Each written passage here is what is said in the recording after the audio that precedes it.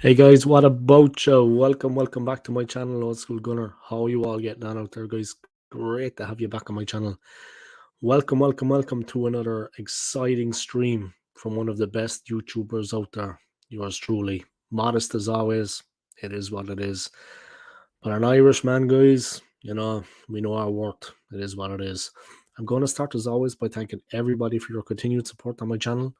All your likes, your subscribes, and your comments. I really appreciate it. Smash the like in this video of me. Subscribe to my channel if you haven't already. And don't forget to click on the notifications bell. I am also monetized. If you want to donate $1 or two, please do. I would appreciate it. It would be my first donation of the month. But yeah, that's not the most important thing, guys. The most important thing is that you like the video and support my channel. You know what I mean?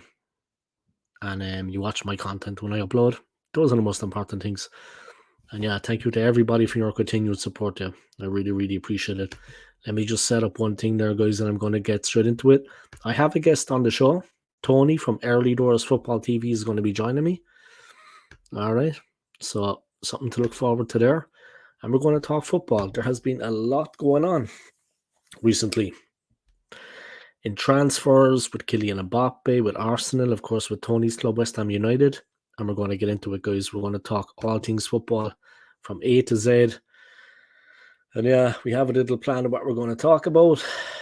And yeah, it should be interesting. Yeah. But definitely, it has been a very interesting couple of days in the world of football.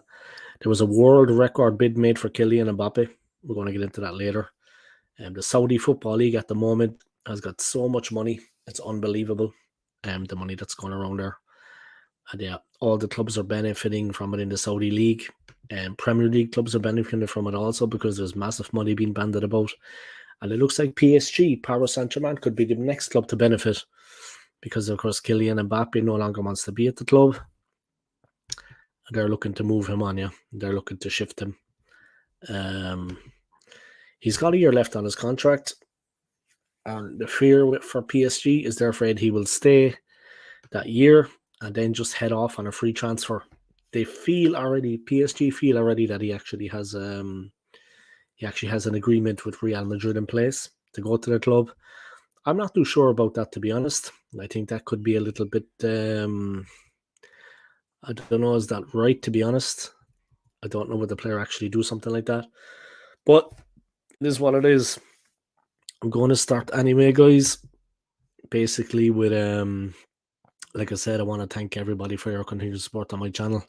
Thank you to everybody. I'm pushing for 2K, so please subscribe to my channel if you haven't already. I've got 1,812, so I need another 188 to be exact to get where I want to be. Yeah, I'm just going to talk basically football transfers for a while until Tony turns up, and then we're going to get into it. All right, guys, so big up. It looks like Bayern Munich are increasingly confident over the Harry Kane transfer. To be honest, I think it's the best thing if he goes to the club, to be honest. He's been at Spurs so long, and these rumours about him and Bayern, they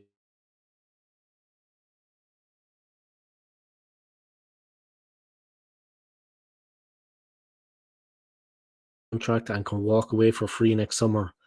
Bayern had a 60 million bid rejected previously. But why aren't they making a second bid? You know what I mean? They haven't made a second bid then. What do you think they're gonna force Tottenham into making a move, is there? I mean, I don't think that's gonna happen, to be honest. Do you think they're gonna force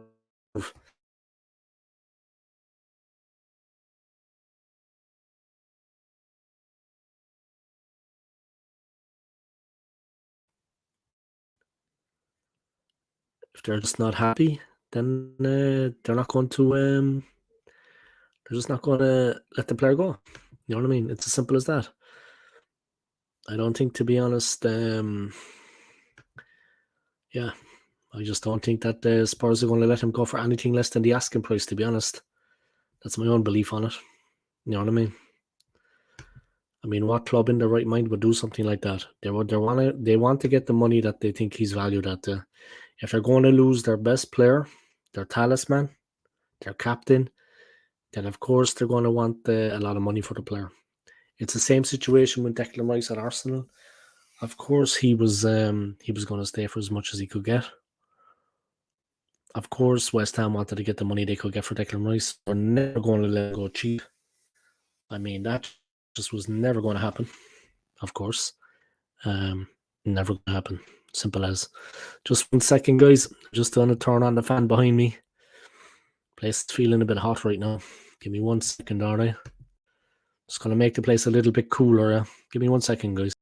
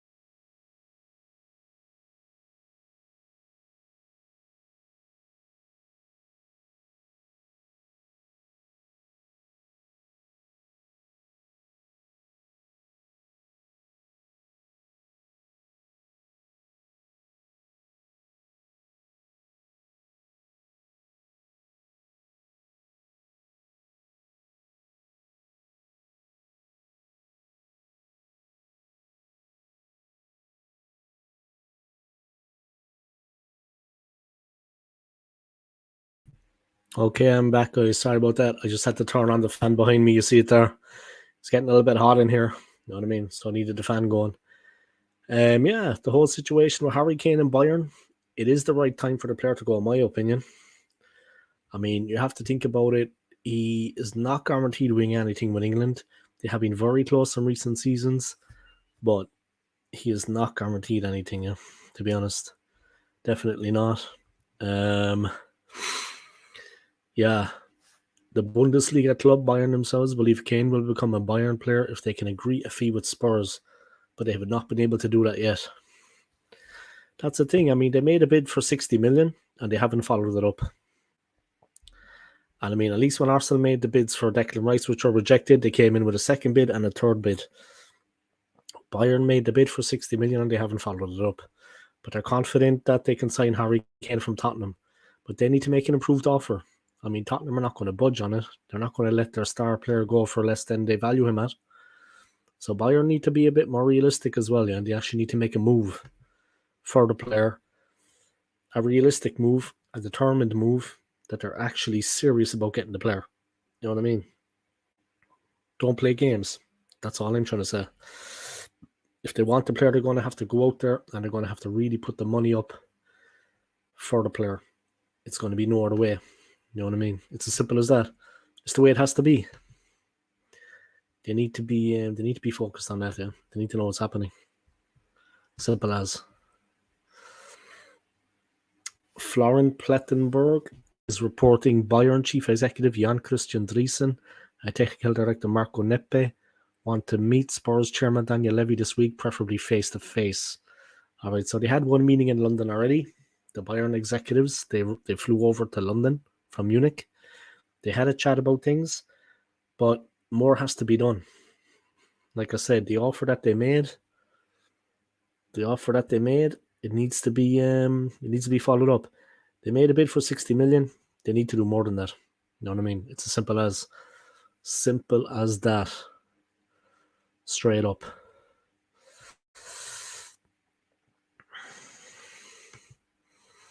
All right, Tony from Earlydoorsfootballtv is going to join me, guys.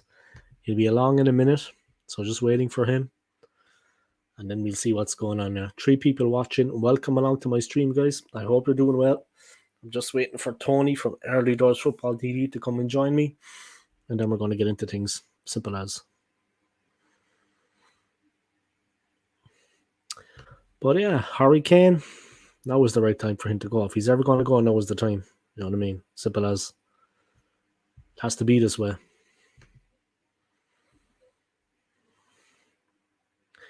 The Spurs forward remains open to speaking formally to Bayern Munich, and German champions are convinced he has told them he wants to join. However, a gap in valuation still exists between Bayern and Spurs. The risk for Spurs is keeping him beyond the window and losing an elite goal scorer on a free next summer, potentially to a Premier League rival. Exactly. Like, the thing is, he wants to win something. No disrespect to Spurs. Yeah, Arsenal and Spurs obviously were rivals. But no disrespect, he actually wants to win something. You know what I mean? It's as simple as that. Is it going to happen with England? I don't think so. Is it going to happen with Spurs? I doubt it. So, of course, he wants to win a trophy. Of course, he's going to go to FC Bayern. You know what I mean? If that's possible. That he'll have the actual possibility of winning something, you know? It is what it is. But we'll see what's happening. You know what I mean? Anything is possible, to be honest. But you'd have to see. Yeah? You'd have to see. Definitely for the player. I mean, he's been at the club long enough. I would recommend that he goes for himself. I mean, he has been there so long. You know what I mean? It is what it is.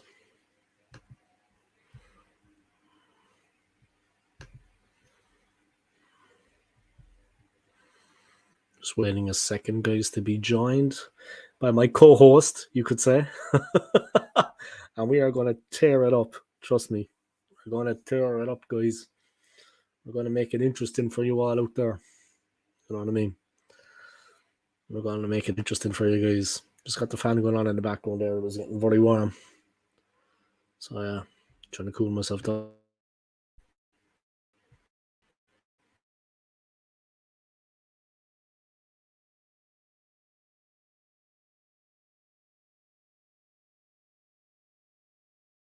Harry Kane is the worst case scenario. They don't want that to happen, but the best case of the worst case scenario is that he moves abroad and they get 100 million. Well, Bayern made an offer for 60 million. They're not going to increase that to 100 million, as far as I'm concerned. That is not going to happen. Obviously, they don't want to sell to a Premier League rival. They're not Arsenal.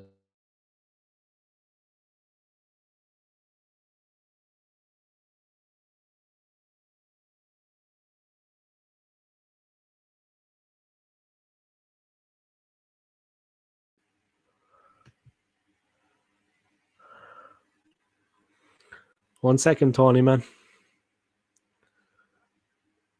He looks like he means business.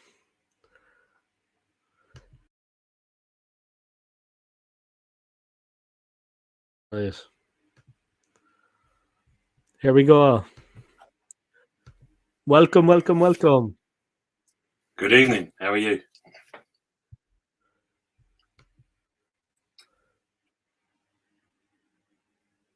I can't hear you, man, for some reason. Oh, that's interesting. Let's have a look. Let's make sure. Hello. Yep. I think no. Talk again. Can you hear now? Yeah, can you hear? I can, man. Good. How are you? You all right? You good? Yeah, I'm good, mate. I'm good, thank you. Yeah, you good? No, I can hear you, man. Just let me turn up the sound a second. Yourself? I'm not bad, no, man. I had the day off, so I'm doing well. We're live anyway, just to let you know, yeah. in case you say anything dangerous. I like your background, man. I like the background. Thank you, mate. It's an excellent photo. Excellent photo. Big up, man. So how are you? You okay? Yeah, been busy. I've been back at work and that, so that's kind of just been doing catch up at the moment because I've been off for a couple of weeks, so it's catching up on all the stuff, all the emails. You look very professional, man. You look very professional. Clean shaven, short. You know, the opposite of me. Yeah. You're the opposite of me, man. You're the opposite of me. But thank you for coming on, yeah. I appreciate it. Guys, if you haven't already, welcome, check out the man's channel, yeah. Earlydoorsfootballtv, yeah. Like his videos, subscribe to his channel. We both put out the word about this live stream, so let's see how many people tune in, yeah. But we're only getting started. Yeah. Do you want to say something at the beginning, man? And then we can just take it from there. Is that cool with you? What should be up to the last couple of days? Any collaborations you have coming up? I was checking out your content recently, yeah, so I was liking it. When I got a bit of time today, I was looking at people's content. Well, yeah, take it away, man. What if you got in the pipeline? Well, if you're going to do another transfer show, I did the one last Friday with and Yeti, long-haired Yeti joined me. So we went through all the clubs in the Premier League with the transfer business, who was kind of possible targets, who's possibly going to be leaving the club, etc., and obviously other people. I was watching that there. I was watching a part of that there. I saw that. That was good. Yeah, you came in, didn't you? You came in on that one. I'll be looking to do afterwards as well.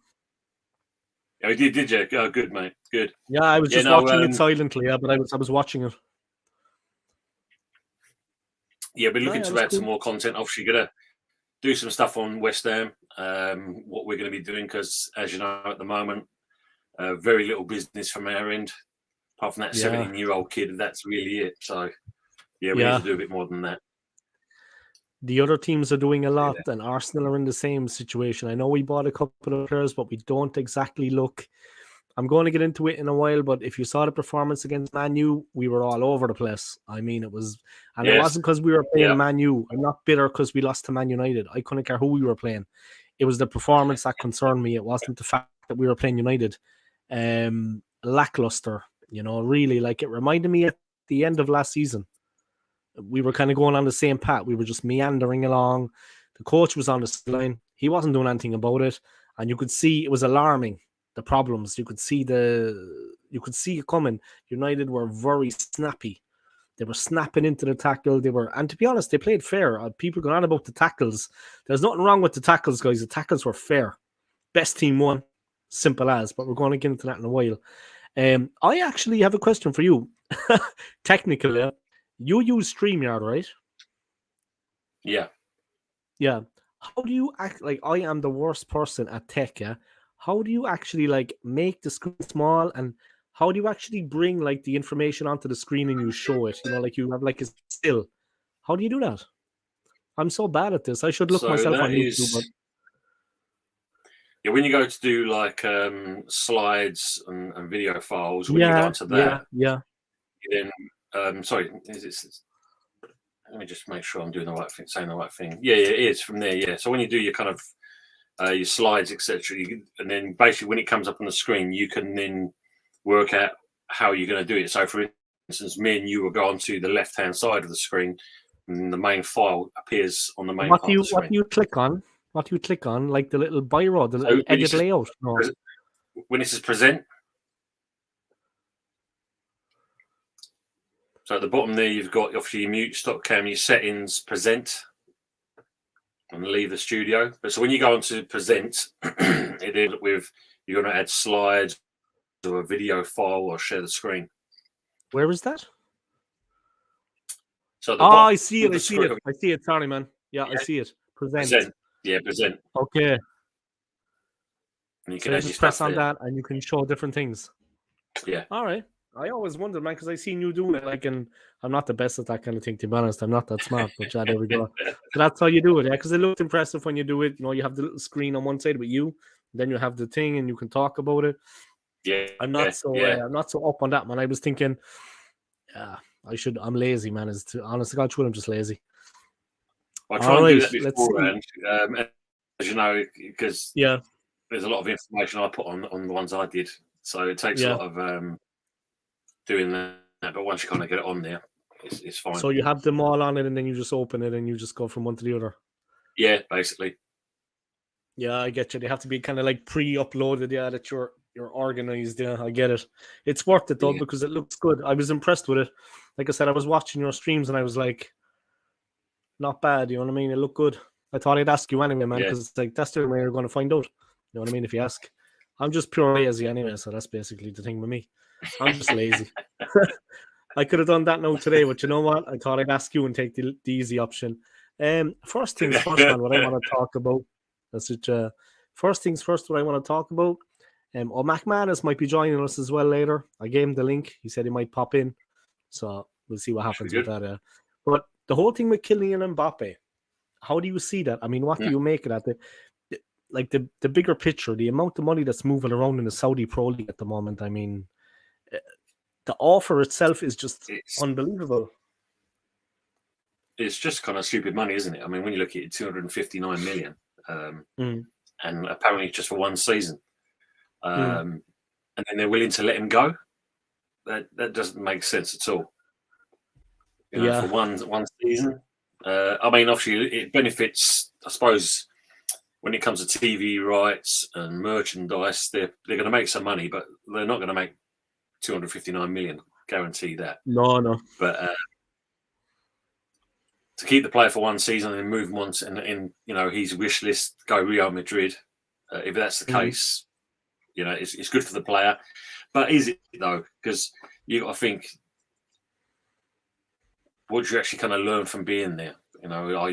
It's just going to be just taking a paycheck. Apparently, when you break down the kind of figures, and he's only 22 a second apparently from this deal.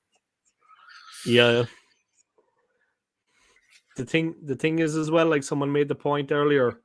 I mean, since Cristiano Ronaldo went to the Saudi League, how many of us honestly have watched a game in the Saudi Pro League? I mean, it hasn't attracted me to the league because I know Cristiano Ronaldo's there. It's not going to attract me to the league because I know Mbappe is playing there. You know what I mean? Yeah. I think that's what they're looking to do. Yeah, they're looking to create a bit of interest in the league. But I haven't even looked at one of Ronaldo's games, and to be honest, I wouldn't pay attention to Mbappe if he was there. I wouldn't. I mean, it's Premier League and it's La Liga and Serie A. I mean, I'm not going to. You know what I mean? Yeah, of course. There's a good point. Yeah. How many Saudi games have we watched? Nah, none. Well, he's the only kind of, before they started signing all these other players, Ronaldo was the only kind of big name there, really, wasn't he? That's it. You only see on the TV highlights, and it doesn't look, didn't exactly look great. But now they've signed all these other players, it's going to make it a little bit more different, a bit more interesting, I suppose, in that respect. So we'll see on that. I mean, they're definitely trying to bring. Yeah. Well, I don't think they're stopped, have they? I think there's going to be more players they're probably going to look to tap up before their season starts. I don't even know when their season actually starts. Do you know, Dave? You know when their season starts? Not a clue. But let me check quick. Yeah, give me 1 second. I'll check. But the thing is, man, like the amount of money that's been banded about there. You have to know too that, like, I was looking into it, and PSG have a very bad relationship with Mbappe right now. I mean, it could not be at its worst. You know what I mean? They really do not see eye to eye on a lot of things, and they just don't. They don't rate him. There's a serious problem between PSG, him, and PSG actually think that he's being tapped up by Real Madrid. That he's going to stay one more year with them. The deal is with Real Madrid, and he's just going to head off then after 12 months. And join Real on a free. So PSG don't trust him at all. I mean, they think he's already been in contact with Real and the deal is set up. Let me just check when the league starts. There is a little bit of arrogance from the player, and as always, no one's bigger than the club at the end of the day. So, don't get me wrong. We know they're only in it for a short period of time as a player, and they want to make as much money as possible and probably play for, what they class as being the best club. You think PSG is one of those. But he's obviously wants to finish it with Madrid. So I don't know. It's an interesting one, isn't it? Because I know you got to think either the agents are involved somewhere along the line. I mean, you've just got to look at Fulham with Mitrovic and obviously Marco Silva. At least Silva's kind of turned it down, which is quite surprising when you think. I mean, would you turn down £40 million for 2 seasons? Decent money, man. Decent money. The league in Saudi, now to go off the point, man, but the league in Saudi Arabia, it is from the 11th of August. It starts on the 11th of August and it runs to May. So basically the same as the Premier League. It runs the exact same time. August to May. 11th of August is kickoff and 27th of May is the end. That's basically it. But like the team that made the bid for Mbappe, they are by far the biggest team in the Saudi Professional League. And even stadium-wise. Yeah, and even stadium-wise, they're the most successful team in Asian football, is what I was reading about them yesterday. They've got like 30 major trophies. Obviously, they don't have Champions League or stuff like that, but I'm sure they're a decent enough team. I mean, Like, if they get him anyway, they'd be good. But I couldn't believe the amount of money that they were going to put down. And I couldn't believe that they were going to put 700 million to pay him for 12 months. 700 million. It's like $1 billion deal. He is a fantastic player. I was looking at his performance in the World Cup final again earlier today, And I mean, the 2 goals were just, the second one was just pure instinct. I mean, a quick 1-2. He got it back and he just finished the first time. I mean, you can't teach that, man. You know yourself. You know more than football about me, man. You can't teach that. It's just pure instinct. He had the ability, but it was instinct all the way. Quick 1-2, and he hit it first time on the volley. I mean, that's how you do it. Smashed it in. Pace was on the ball. He just hit it. You know what I mean? Brilliant player, man. He is a class player. He is a class I still think, Tony, he's going to go to Arsenal.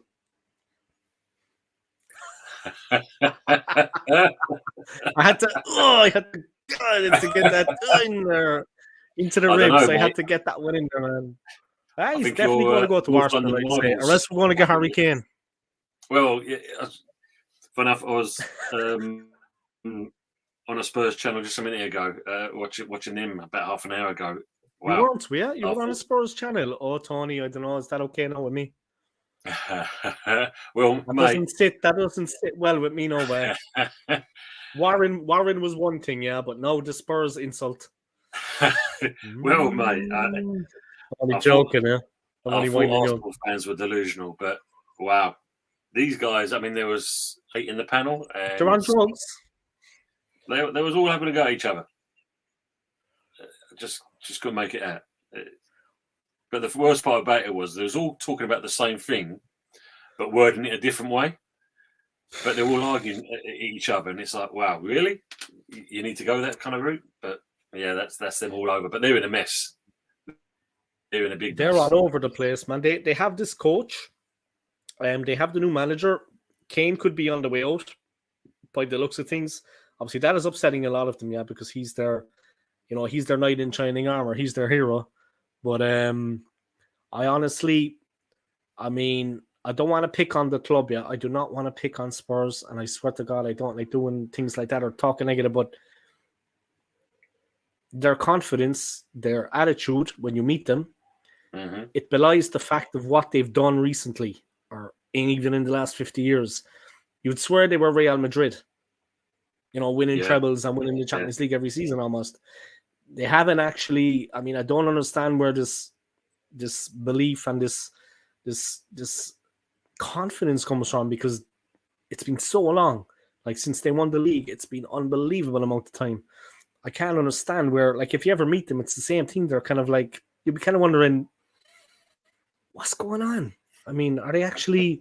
I suppose, look, after a while, when you're constantly not winning anything, you just. Yeah, obviously they love the club. I get it. Yeah, it's a good club. But I can't understand their fans, because they're completely, like you said, delusional. But what is the point of arguing amongst yourselves when the team are not actually competitive? And neither are Arsenal. Like, last season, second place, but we weren't actually, in my opinion, competitive. Come on, like, we're not. And this season, I'm not expecting much. I mean, delusional, that really doesn't kind of rest in my forte. I like to be a realist. Arteta was making excuses after the loss to United already. I mean, we can branch into that now and talk about that, but let me just put up this comment from Henry Ray. Henry, explain something to me, man, because I'm baffled. All right? Not about Liverpool, about your channel. Explain this to me, huh? I was watching your channel, man. You have 156 subscribers and 170 people were watching. No, I have 1,800 subscribers and I have 3 people watching. What's your secret, man? I think we both have to do that, Tony. We should both do that. We should get, like, you should do, like, EastEnders, and I'll do Coronation Street. Or something like that. You know what I mean? Well, you definitely do EastEnders, yeah? And I'll do some series that was around Islington. Like, the Islington, I don't know.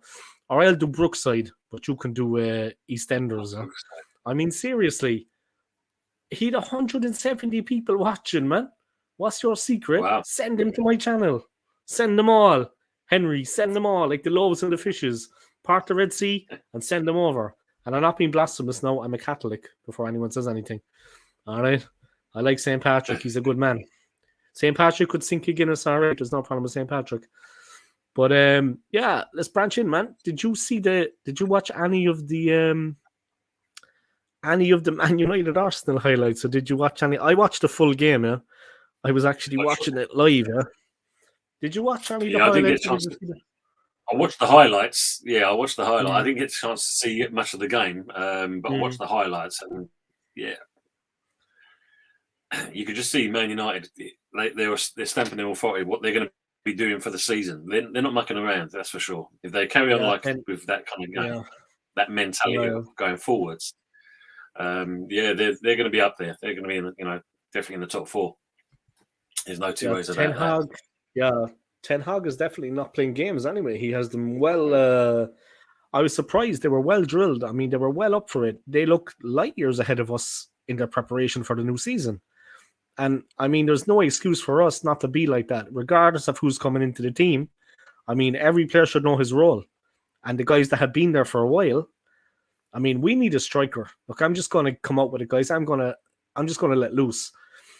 Any Arsenal fan that believes we do not need a striker, you need to take a long, hard look at yourselves, guys, because we don't have anybody in the team that are capable of hitting at least 20 goals a season. Guys were saying to me, Ivan Toney, even though he's banned until, I think, March,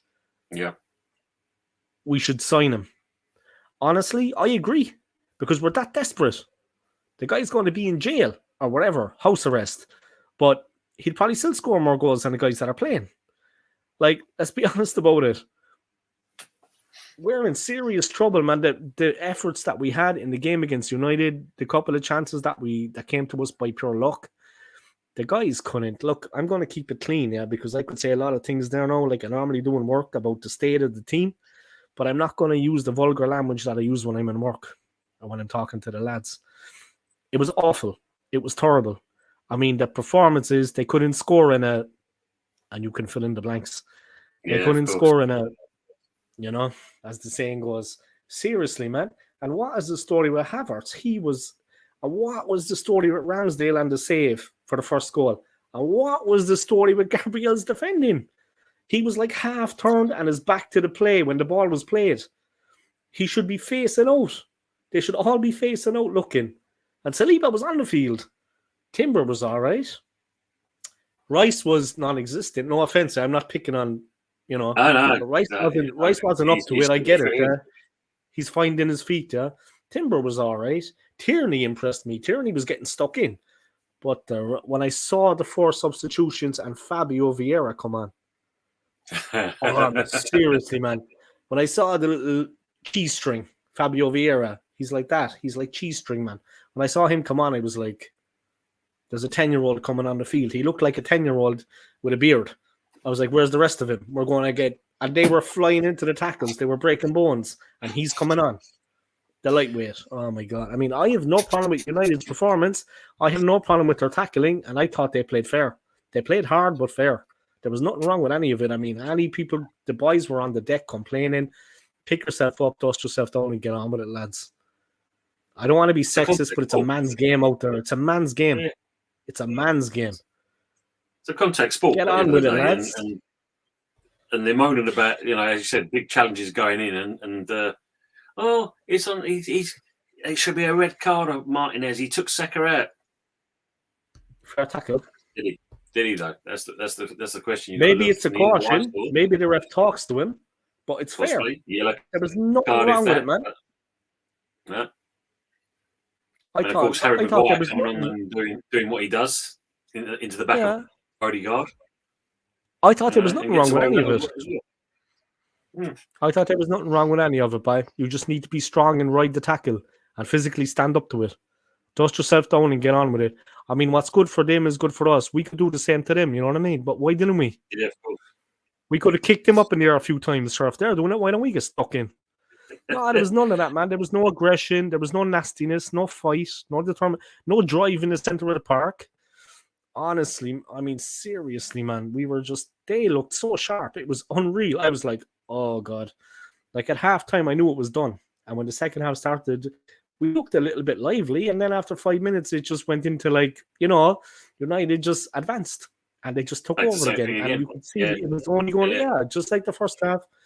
the MLS game, yeah. I mean, with all due respect to them, yeah. Obviously, we all know what kind of a Wayne Rooney, you know what I mean? What kind of a muppet he is. But with all due respect to the MLS team, they're crap. And we whooped them. Going into the United game, then we thought we were going to walk it, was it? No, man. Different level, different class. And Barcelona? Yeah. Cool. Same thing. We're going to get, it's going to be interesting, man. Yeah, it will be. I mean, because when it's supposed to be MLS All Stars. It was more MLS Old Stars because at the end of the day, yeah, you should easily win a game like that. There's nothing from them. You know what I mean? It was one of those. But people getting too hyped up because you got a 5-0 result, but they forget that the last 2 games you drew 1-1. So yeah, Nuremberg, wasn't it? Nuremberg, yeah, they were crap. Yeah, Nuremberg and even Watford. I think it's Watford as well. You drew 1-1 with them. You know? Yeah, so, respect to Watford, man. Yeah, we were like that, man. There's your fans getting hyped up because you won 5-0. Yeah. And Thomas Partey, I mean, what was he doing in the game against United? Every time I saw him, he was just like clumsily letting the ball go through his legs and a bad touch. And United were all over us at that point. I mean, kick the ball out, man. Kick it clear. Get it up the park. Anything. Kick it up to Nketiah. I don't know, but he couldn't even get a hold of it. I mean, Rice is still finding his feet.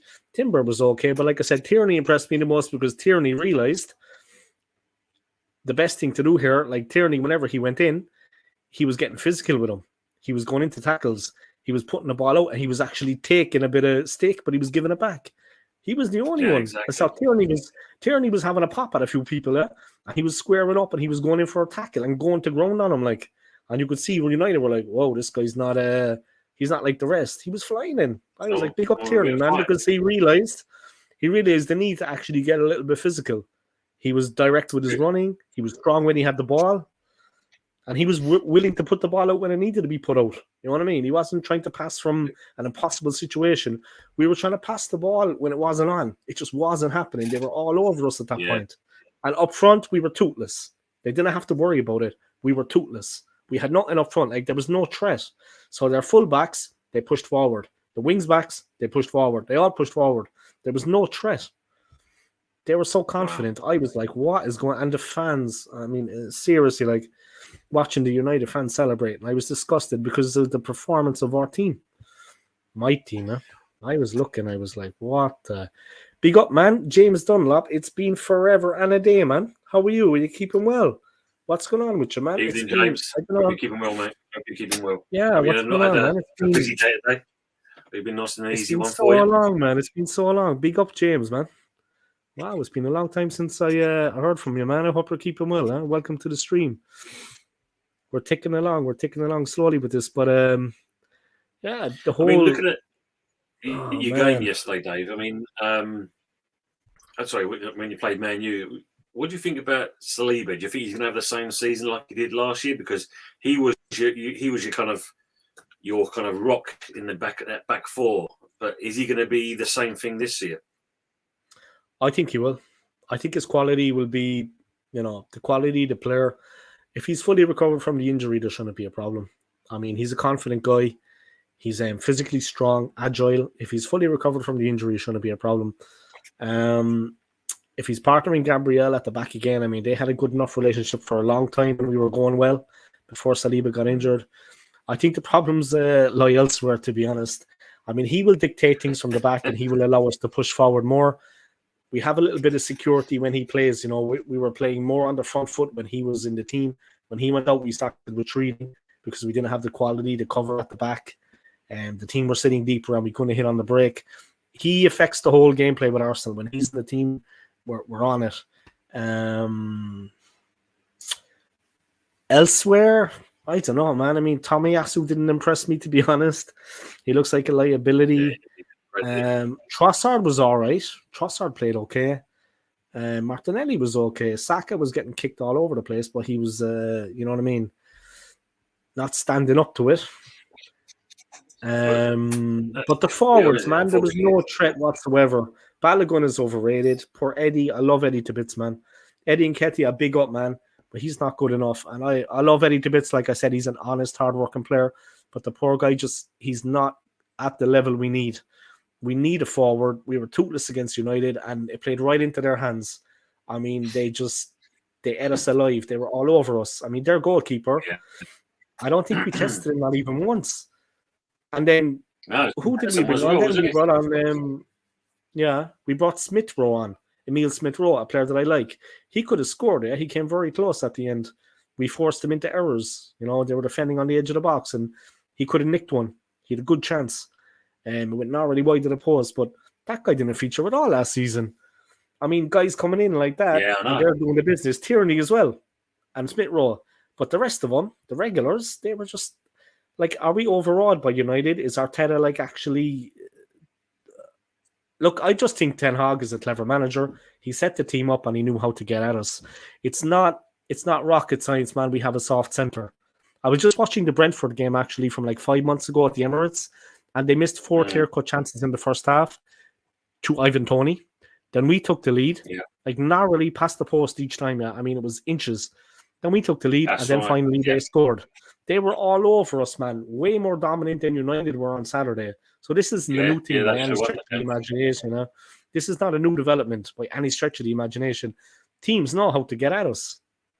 It's not all about ability, man. They're physical and they're tight and they're sticking to us man to man. And they out-muscled us. We have Vieira, we have Odegaard. Rice is finding his feet, and with all due respect, Partey, I don't know what's going on with him.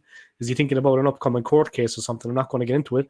But Vieira and Odegaard were just... And as well, Saka, I'm not going to... But he's not an animal by any stretch of the imagination. He's not the strongest player in the world. He is a great player, but they also found a way to silence him. Martinelli looked lively at the start, but he can't do it on his own. You know what I mean? He's got pace, Martinelli, and he worried him. Man. His pace was causing him trouble. Problems. You definitely need another striker. Exactly, man.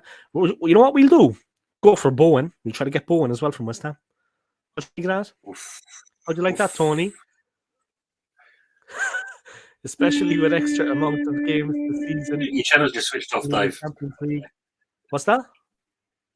So your channel's just switched off since you mentioned that name. Oh, did it? Can you rely on Jesus staying fit? Yeah, but he's not good enough. Fit or not, Jesus is not good enough. Look, I like Jesus. I can get when he came to the club, I was buzzing. But back in my mind, something told me, well, if Man City are willing to let him go, you know, he's not going to get us. He's not going to score. We need someone else, man. They're not. When you look at Zinchenko and Jesus when they first came in, what they gave was that kind of like, you know, goodwill factor. You know, that 5 minutes of enlightening the rest of the team. You can see that because obviously they were winners. Yeah. They've come from City. They were winners. And it kind of rubbed off on the players for a little while. And then basically it slowly fizzled out. Zinchenko ended up on the bench. Jesus, as James said, got injured. And he's one of those. He gets himself in areas where he's going to cause himself an injury more than anything else. Because, you know, he runs across the players and before you know it, he's taken out. But yeah, I agree with what James comments there. And I don't think you can actually rely on Jesus being it. And I agree with what you said, Dave. You definitely need to get someone in, but it's who are you going to get? That's the question. Because you can't, you know, the Balogun situation. I mean, that's another one that's hanging over your heads at the moment. What's going on there? Smith Rowe. Yeah. Is he going to be given the chance? I don't think he will be. You know, and as you said, like, you know, Tierney and him, they proved their worth. They came on in that game. Tierney especially because you think that poor kid's been injured most of the season. And even though there's the rumour of Newcastle and Celtic possibly going for him, at least he showed to Arteta, this is what I can actually do. You know, and he played like a man, Tony. He played like a man. Yeah, you know, he played like a man, like the Scottish team. He played like the Scottish team play. They play physical. They play hard. And he did exactly the same thing. He realised, wait a second, you know what I mean? Let's get a hold of it.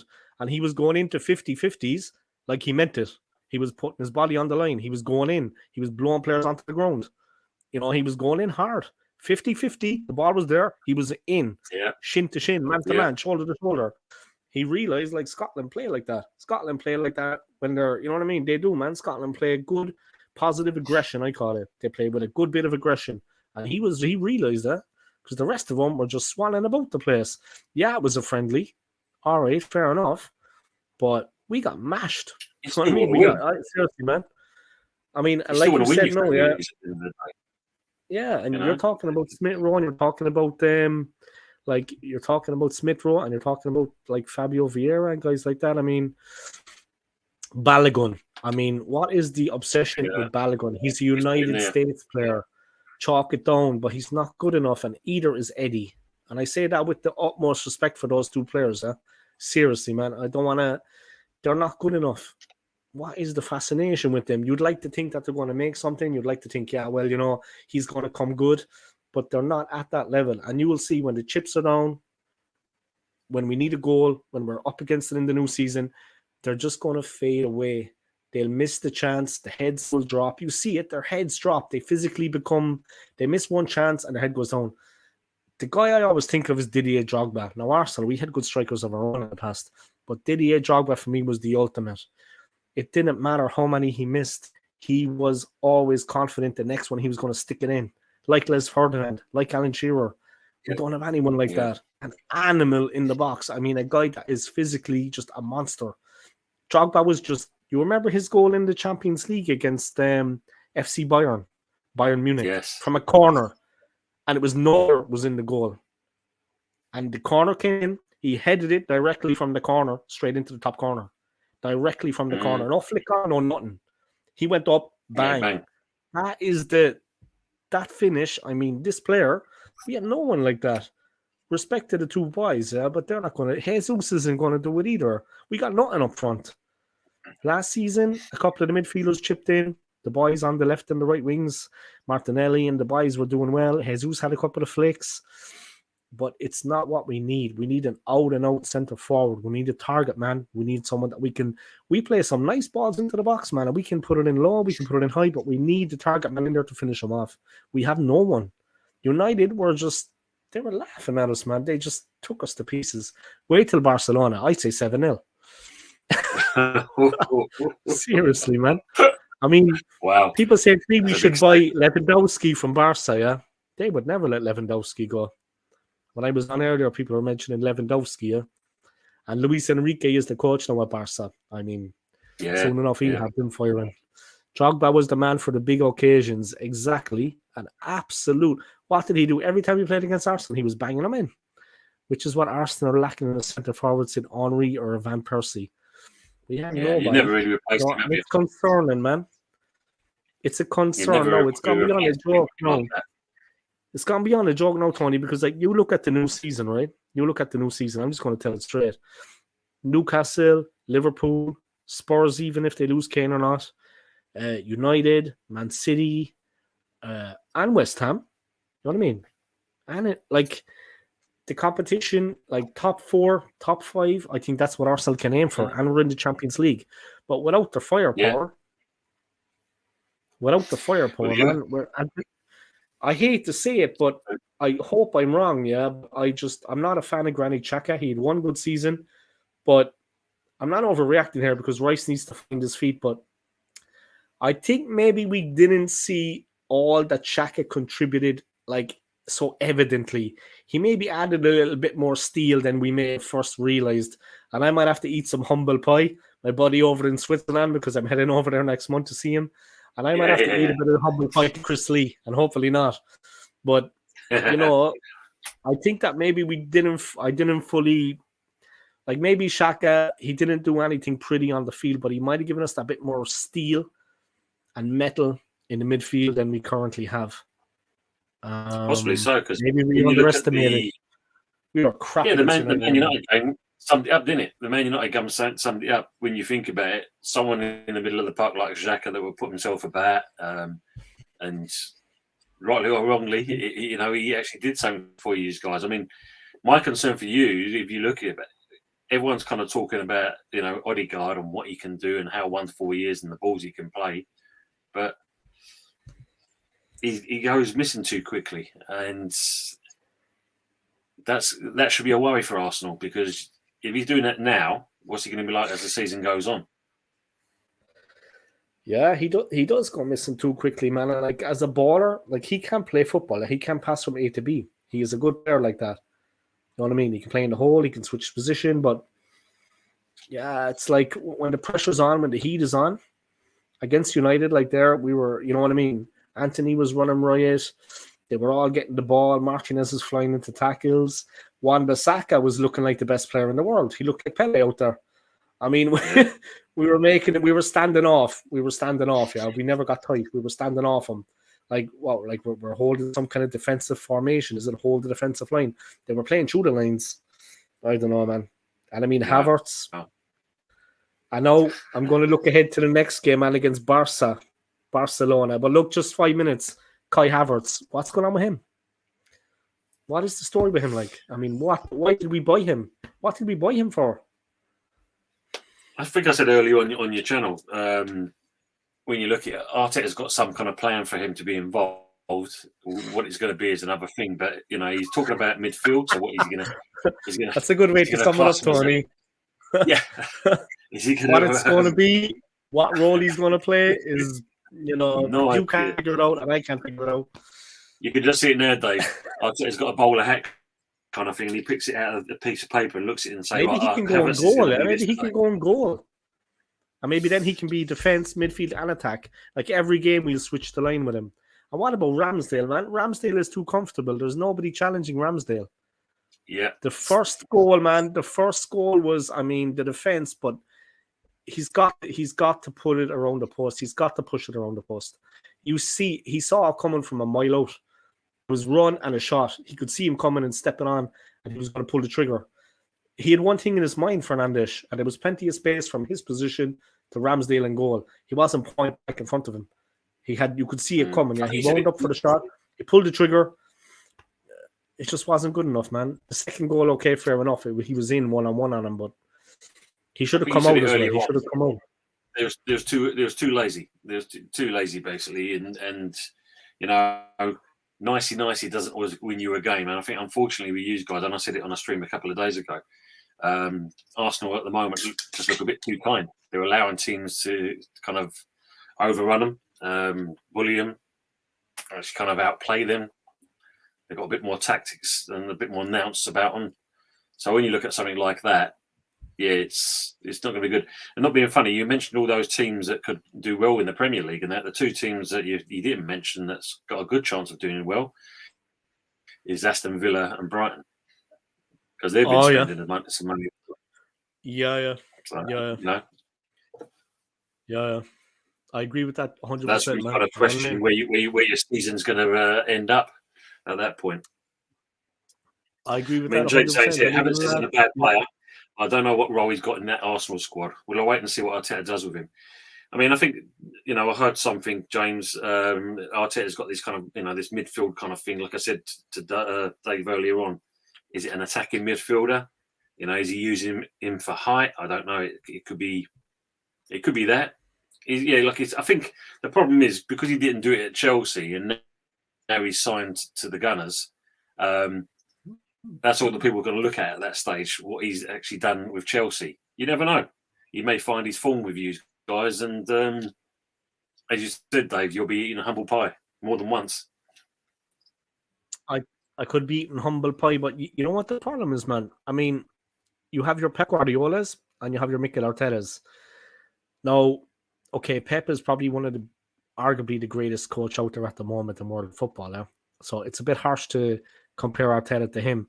But you know what he did with John Stones? It's John Stones, isn't it? Yeah, John Stones. You've seen what Pep did with him, yeah? I mean, it was faultless. The switch from position to position was faultless. I mean, he was an inspiration, Stones. He was everywhere. He was just covering every blade of grass in the Champions League final, for example. Selfless running, selfless play for the good of the team. I mean, not every coach can do that, yeah? I know it's Arteta trying to take Havertz, different positions, of course, different players, but is he trying to turn him from one thing? Like you remember when Thierry Henry was a winger back in the day, Tony? Yeah. And then he was switched into full forward by Wenger. But that was a different caliber of player. And that was a different caliber of manager. At this point in time, Arteta was very good. I mean, Wenger was very good. So the manager and the player were, you know, it wasn't just what they did. It was the players, people that were doing it. The ability. I mean, you can't, is he thinking he can also maybe mold him into something? Because to be honest, City won the treble for a reason, and Pep is the man. And I mean, Stones is a wonderful player. I mean, the ability is, you can't match Stones and Havertz. You can't say Pep and Arteta. It's not just what they were doing, it's the players they had at their disposal and the manager that was doing it. His tactical nous, his know-how. Look the way Stones played, man. He was just, and he's a big lad, yeah? I mean, you're not going to push him around. He's like Rodri. Like, say what you want about skill and nous and this, Maradona, small players, but Maradona was as strong as a bull. Maradona was incredibly powerful. He was stronger than these guys. So, I don't know, man. We can't do that with Havertz. He can't be, it's like a round peg in a square hole. You can't just force the player. He looked awful. I mean, there was nothing good. And I mean, he's been playing. I mean, I don't know if he's playing regularly for Chelsea before they let him go. To be honest, he was on the periphery, in my opinion. But he was not existing in their games. When you look at when he played for Chelsea, exactly, and that, exactly, the invisible man. And why did we buy him? I thought they were buying him to be a striker because that's what we need, and that is practically what the man is. I don't know, but seriously, I mean, and the season is coming quick. I mean, the performance against United was concerning. I'm not going to lie. It was of concern because we're going to have to play them in the fourth game of the season. Well, I said we can still go win the league if we lose twice to United, but it's your best test. I'm just going to read this comment from Hullabaloo. Yeah, we're doing Hullabaloo. Yeah. See you on it. Playing inverted full backs leaves us with the space to counter like United did. It's the price you pay, I guess. Yeah, it's true. It's because if the opposition beat you on the counter, then you're left exposed, and you can see what the result was. So yeah, I totally agree with what he says there. That's the difference between the two teams, isn't it? At the end of the day, I mean, going back to City, what you're saying there, Dave. Not being funny, when you look at it, John Stones was suddenly turning into John Messi. The football he was playing, the touching and the passing he was doing. It just, and this is the thing. When you look at the fact that you signed Rice, he's obviously gone there because obviously they're saying it's a case of he wants to do better, except and all that stuff. But not being funny, if Pep signed Rice, can you imagine what he could have turned him into? I don't think you're going to see the same thing as you said with Arteta. He's not that kind of. I mean, at the end of the day, the apprentice is apprentice for a reason. The master is still the master, and that's the way you got to look at it. Yeah, and to be honest, there is a bigger gulf between the teams than what we saw last season. Like with them overtaking us and driving on into first and winning the league and doing the treble, there is a massive gulf between us and City still. And between Arteta and Pep and our squads and everything. It's not like we saw last season. There was a massive gulf in class between both squads. I mean, if they hit the ground running this season, City, I mean, it could end up like being, they could have 20, 25 more points than us. It's not what you saw last season. There is a bigger gulf in class than that. I mean, they overhauled us with relative ease in the end. You know what I mean? And they won 10 games in a row or 12 games in a row, whatever it was. Yeah, big up, yeah. They did the business. And who'll ever forget the final against United? Straight away, Gundogan in with a goal after 11 seconds. I mean, I barely had sat down and I was doing a live stream and I was like this.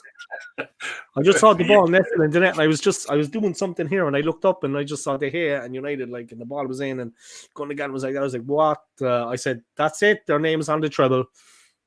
Just, you know what I mean? All bets are off. Shut down the booking. He was brilliant for them, man. People were saying earlier, do I think that that City are... I'm not supporting Man City, by the way, guys. This just happens to be a blue T-shirt I put on, yeah, so people know. I'm still an Arsenal fan, yeah. This is still an Arsenal channel. But people were asking me earlier about, do I think they're going to miss Gundogan? It's a good question, actually, do I think they're going to miss Gundogan? He was fantastic for them at the end of the season. I don't know what you think, Tony, man. Are they going to... Like, you could talk about Man City all day. He was instrumental because they let the contract run down, and you thought at the end of the day they would have snapped, kept him on. But to let him actually go, but that just shows you the difference in standards. When he's done his time, time to move on, basically. Ethan Scott, how we doing? Even to the legend, Manny. How we doing, Manny? Manny, right? Manny's lifting weights like there's no tomorrow. He's like benching, I think, 80 kg now or 75. Wow. That's heavier than I could ever do, man. You know what I mean? Big up Manny, man. Manny's staying strong. Stay strong, Manny, man. Stay up, huh? City's got 2 teams compared to you guys. I mean, like, you at the moment you've got a team and a quarter. You're still too light, and you've got Champions League coming up, plus obviously the league, and obviously in the domestic cups. You ain't going to be strong. I don't think you're going to be strong enough. Basically, I really don't think you're going to be strong enough. Let me just put a bit of advice to Stapes there. Stapes, if you're not getting a notification when I go live, unsubscribe and then subscribe again, and that will kind of reactivate it, as far as I know, because you've been subscribed for so long. Maybe sometimes when that happens and you don't get a notification, just unsubscribe and subscribe again, and then it should actually renew. That happens sometimes, yeah. That happens. Guys, if you haven't already, check out this man's channel, yeah. Check it out, guys. Earlydoorsfootballtv does a favor. I'm sure everyone here anyway is already subscribed. Hullabaloo, I do not have you subscribed to this man's channel. He's a West Ham fan, but look, nobody's perfect, though. I mean, some people, they have crosses to bear, crosses to carry. After watching Arsenal and United, I think that could be Arsenal this season. I don't think we're going to... All right, who thinks we're going to win the league? Let's put it to a vote, okay? Let's put it to a vote. Who thinks we're going to win the league? I say no. Put it to a vote, guys. Give your answers in the message bar. Yeah? Hullabaloo is coming in with a comment. We've got to remember, as Arsenal fans, guys, okay, I'm going to turn on the light behind me because it's getting very dark here. No worries. I'll just read this comment out then, Dave. Hullabaloo is saying, we've got to remember, as Arsenal fans, though, don't forget the progression. We haven't lost any of our major players and 2 great signings in Timber and Rice. Yeah, it's true. I mean, they're 2 good additions. I mean, it's strange that you've not mentioned the Havertz one there, Hullabaloo. But yeah, Timber looks good. I think he's come from Ajax, isn't he? So that's ingrained into them how to play and how to be disciplined. With Rice, yeah, it'll take some time. He's got to settle in with the new team. He will come strong for you. I guarantee that. I mean, I obviously know that from personal experience. So yeah, you will see. Rice developing better, and for me, at some point, I think he will get that captain's armband because he's got that. He's that kind of character. He will bring that into your team. Welcome back, Dave.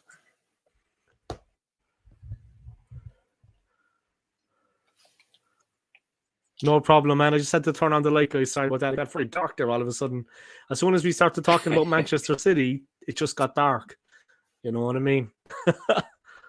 Tony's kind of freezing there a little bit. Your picture's after freezing completely, Tony. You're stuck in... you freezing it. Funny enough. Oh, it disappeared.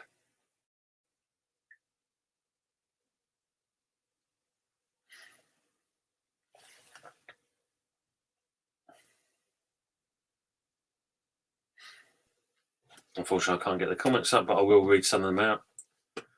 So James Dunlop is saying, I thought Gundogan was their most underrated player. He was immense, especially in the FA Cup final against United.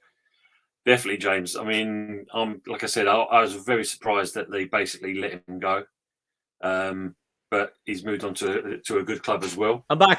That's better, Dave. We can see you better now, Dave. That's much better. You like that? But yeah, Gundogan and that. I mean, he was the influence for City. I mean, he was one that kind of was inspirational for him. He was one that kind of edged the team in getting games and wins, shall I say. So, yeah, I was very underrated. So I was surprised that City actually let him go.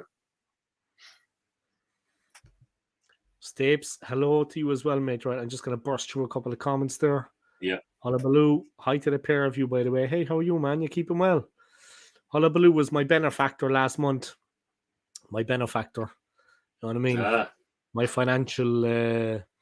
he's the man, huh? He was supporting me single-handedly. And Dave, I've gone up to 85. I'm in for the big 100. Life doesn't end in your 40s. How are you lifting that much, though? You're lifting heavy, man, in fairness. I mean, I could never bench that much. I was an absolute ox back in the day when I was training, but I could never bench that much. But like shoulders and legs, I could lift everything in the gym, on the machine. No problem. The whole machine used to move. But benching, I don't know, some exercises are just, I couldn't actually bench straight up like most people. I don't have the strongest but the back ones and the legs, I could lift. You name it, I could lift it. The whole weight, and the machine used to move sometimes. But benching, no, I just wasn't cut out for it. I don't know. Some people are, some people aren't, I suppose. No, respect to Manny there for getting hard one, though. Keep working hard, Manny. Keep working hard. You're doing well so far. Stay strong, I'm sure you're going to get there. Stay strong. You never know when it might come in useful. And you're looking after your physical health as well. Your back and everything becomes, you strengthen everywhere, yeah? You strengthen everywhere. And you never know, man. It could save your life one day. You know what I mean? You could get into a rumble and it could actually save your life. And Gundogan is still quality, but as Tony said, City probably sensed that he was starting to decline. I am surprised that they bought Kovacic, though. Maybe he's a direct replacement. I tell you, he may be declining. That's true, Manny. But what a way to go out for Gundogan, man. I mean, when he went out in a blaze of glory, I mean, he was everything for them in those in the FA Cup and the Champions League. He was immense. I mean, in the FA Cup, right? United did everything they could. They really made City kind of look a little bit lethargic, and City were maybe a little bit tense because they were going for the treble. But he settled all nerves. I mean, the first goal, the second one, a little bit lucky, a bit of a scuff, but the first one, I mean, just the sheer, just intuitive, man. Like I said, like with Mbappe, just instinct. He just hit it. You know what I mean? There was no time to even... Brilliant player. Seriously, man, I would take Gundogan in a heartbeat. Seriously. And he could play in the Havertz role. And I honestly think Arsenal is going to sign Mbappe so we can have Mbappe up front. On Manny's comment there about Kovacic, I mean, when you look at that, I think the only reason why he's probably bought him is when you look at it, he's a strong player. So, he's going to bring him in for certain games. He's probably going to only get a bit part, opportunity in certain games, but I think he's going to come on in certain streams when they need that crunch in the middle of the park, and that's where he's going to come into it, I think. Mm-hmm. City's midfield will still cook us to a crisp. Yeah. Yeah. Totally agree on that, Manny. We don't have characters on Havertz.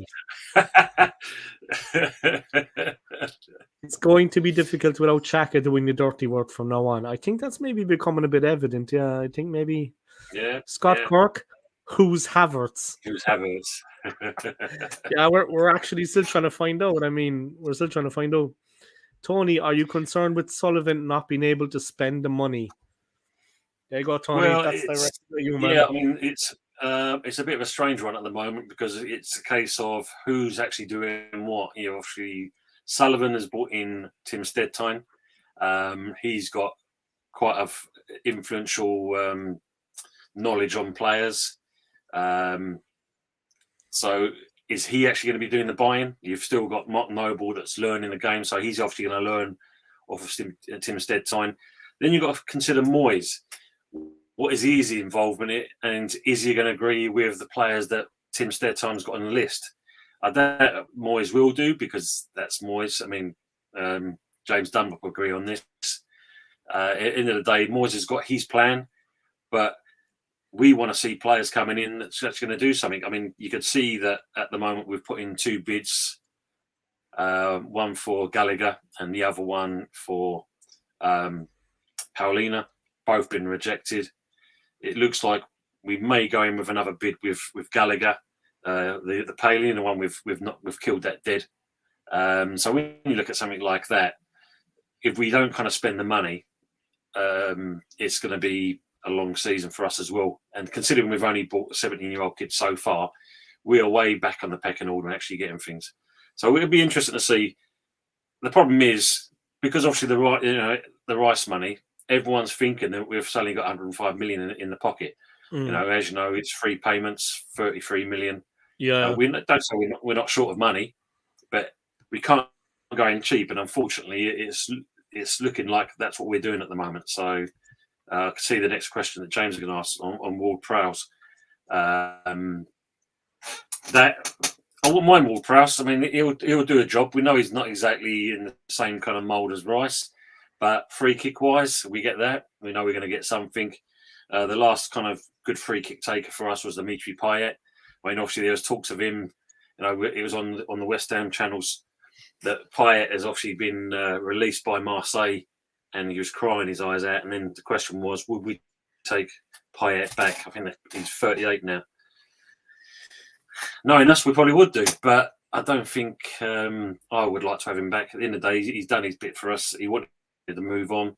But yeah, Ward-Prowse, I think it'd be okay. You know, it'd be a good signing for us. I hope we'll go back in for Gallagher. I like him. He's an attacking player.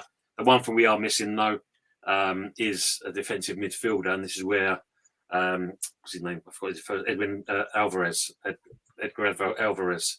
We're talking about going in for him, and he'll cost a lot less than what Palino or what Fulham's wanting for Palino. So yeah. Is my stream freezing, guys? It's mostly you, Dave. Every now and then you're kind of stopping and starting. Yeah, the Wi-Fi here was a bit... I'm going to have to switch into the second one now, yeah, because we have two. One upstairs, one downstairs. Let me know how it goes anyway, guys. Hopefully it'll be okay. I apologize for that. I didn't realize, was it me? Was it, I didn't know, yeah. At least Stapes let me know, man. Thanks, Stapes. Doing my best, guys. I'm doing my best. I need to get probably maybe something connected to the laptop, yeah. Seems okay now. Yeah, I'm after switching there. I suppose it comes and it goes. Yeah, it comes and it goes. Mbappe to Arsenal, guys. I think we should get Harry Kane. My connection is very buggy. Anyway, that's what James Dunlop said. I think we should. I think maybe we get Mbappe, Kane, and if we go for Bowen, I mean, if we had the three of them up front, 3-man attack. So if we take the West Ham coach as well, what about if we take their manager? You know what I mean? Maybe we could do something then. You know what I mean? So we have a manager, and we take Bowen, and then we have Mbappe, and then we have Kane. I think we could actually win the league then. You know what I mean? Manager with a pair of balls, and three good players up front. We could actually make it a whole West Ham team. You know what I mean? And if we get Payet, things will be grand. You know what I mean? Wherever he is now, I don't know where he is. He's a journeyman. He could be anywhere. He's probably like, I don't know, God knows where. But yeah, all the money that's being moved. Am I freezing again? Yeah, am I freezing again? Tell me the truth, guys. Because I'm going to snap if I am. Every now and then. I'm going to snap if I am, yeah. I'll have to sort that out. Can never break the line. Never break the line. No, probably not. I mean, it's a case of, again, you never know, Scott. It's one of those. You bring a player in, and sometimes a new club can lift a player. Like I said, with Havertz, you never know.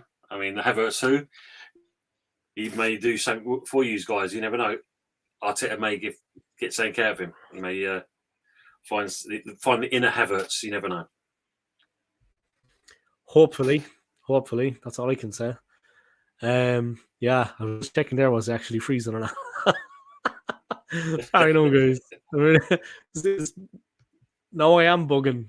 All right, with the season you had last season, you need to improve that squad definitely, Tony. You can't be involved in a dogfight again. And they turned it around and they went all the way to Europe. That's a strange thing, though. I mean, you excelled in the cup competition, but in the league, I mean, there's more to come from that team. I mean, they showed on their run to the Europa Conference League title what they can do. Yeah, I mean, with or without Declan Rice, there's more to come from that team. They have ability. There is. Arsenal thought they were going coming out of West Ham at the moment are the two West players. Ham put some manners on us. Okay. You know what I mean? Yeah, so they do have fight. They do have grit and resolve. Now, the two good things coming out of West Ham at the moment are the two academy players, Divam Bamba and Freddie Potts. They're looking strong. I mean, Divan, he's scored in every friendly so far, so hopefully he'll be given a chance to get into the first team. But yeah, I agree, James. We need to definitely start off better than last year. I mean, the good thing about it, 3 years running, we're in Europe. Obviously, won the conference, which is great. That was you can see the picture behind me. What a day that was! Just seeing all that. So hopefully, yeah, we'll have a better season. But we just need to bring some players in, because if Skamaka's going and if Antonio's going, dear me. Kirk, gosh, you are a funny guy, man. I swear to God. Fabio over here is going cheap, Tony. Nah, seriously, we wouldn't do it to you, Tony, man. Seriously, I actually like West Ham. We couldn't do it to you. I mean, I don't know. I know Scott would, Dave. I know Scott would actually get on a plane. He'll pick up Vieira and Eddie Nketiah and drive them to the London Stadium himself. I know he would do. He's that type of guy. We're talking about Fabio Vieira here, no, guys, not Patrick Vieira, okay? So, like, I mean, when I heard we were signing Vieira, I was like, please be Patrick's son. Please be Patrick's son. You know what I mean? No such luck, guys. I mean, when you hear Kluivert, you know it's Patrick Kluivert's son. When you hear Vieira, stay away. That's all they have in common, guys, is a name. Nothing else. He's the size of Patrick's leg. You know what I mean? Fabio is the size of Patrick's leg. That's about the way it's going now, guys. I mean, there's more strength now there in my finger than there is in Vieira's whole body. It's his girlfriend I feel sorry for, or his wife. It's her I feel sorry for. Okay, I'm not going to get into it. I think I'll leave it there. But you know what I mean when I'm saying that, guys. It's her I feel sorry for. All right. God forbid they get into a street fight. She's got to take off her heels and batter someone, you know what I mean? Because he's not up to it. Tony, don't you think you've missed maybe a chance of bringing Potter in? I think he'd have been a brilliant fit for you. Interesting, huh? Yeah, I think, everyone at one point hoped that, possibly if Moyes is going to go, he'll be the man to bring in. But it seems the one thing that could possibly be happening, because Moyes has only got 1 year left on his contract, but this Tim Steadtine is basically very close to Xabi Alonso. So he could be possibly named, his name's being thrown out there as possibly the new manager. So that should be interesting. Pai will probably go to Saudi Arabia. More likely, James, I agree on that. I think the Lady Chambers, goosey good. Vieira. Oh, Vieira. Oh, this year. Oh, man. Fabio Vieira. Oh, God, no, please. And drop Nuno. There we go. Nuno Tavares. Oh, man. I actually forgot about him. Jesus, he'd give you a sleepless night, that fella. What a horrible. Oh, my God. Whatever happened to Sambi Lakonga? Where is Sambi Lakonga? Is he still in the squad, or is he on, or did we sell him, or what's going on with him? We definitely have a couple of players in the background we need to actually. And what about the youth team? We should bring players up from the youth squad. I mean, we've got nobody in the youth team that could or the under 21s that could step up and actually put the ball in the net. I mean, we just need a finisher. We just need someone that can finish the chances. Arsenal do create a lot of chances from wide positions. We just need somebody that can actually finish it off. I mean, he doesn't need to be Pele. He doesn't need to be Marco van Basten. We just need someone, you know what I mean, that can finish it off, guys. Do you like my analogies here? Pele, Van Basten, Fabio Vieira. Agree, Potter to West Ham. And if anybody I've said this before now, right? If one more person makes a comparison between Martin Odegaard and Dennis Bergkamp, I'm telling you now, right? Stop, guys, all right? That's enough. Jeez, if I hear that one more time, if I hear Odegaard's name be mentioned in the same breath as Bergkamp, I'm actually gonna choke on my dinner. I'm gonna choke on my pint. There's no need for that. Like, I mean, poor Dennis. Dennis Bergkamp is looking at that and he's going, "Jeez, boy, was I really that bad?" No, you weren't, Dennis. You were way better than him. Wasn't Lakonga at Palace? I think he was. Yeah, he was at Vieira, right? Not Fabio. He was at Patrick. Poor Patrick Vieira, man. Would he take over at Arsenal, I wonder? Seriously, no, I would love to see him take over at Arsenal. I would love it. It doesn't matter. Even if we get relegated, I'd stick by Patrick. I don't think you want Vieira as your manager. Like we said before in a conversation, when you look at it, certain players make manager material. Unfortunately, Vieira's not it. If you compare him and Vincent Kompany's a manager. There's no, he's a player manager. He's coming as a manager. He looks like a manager. You don't want to mess with him as a manager.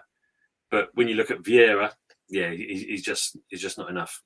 So yeah, I don't think you want Vieira.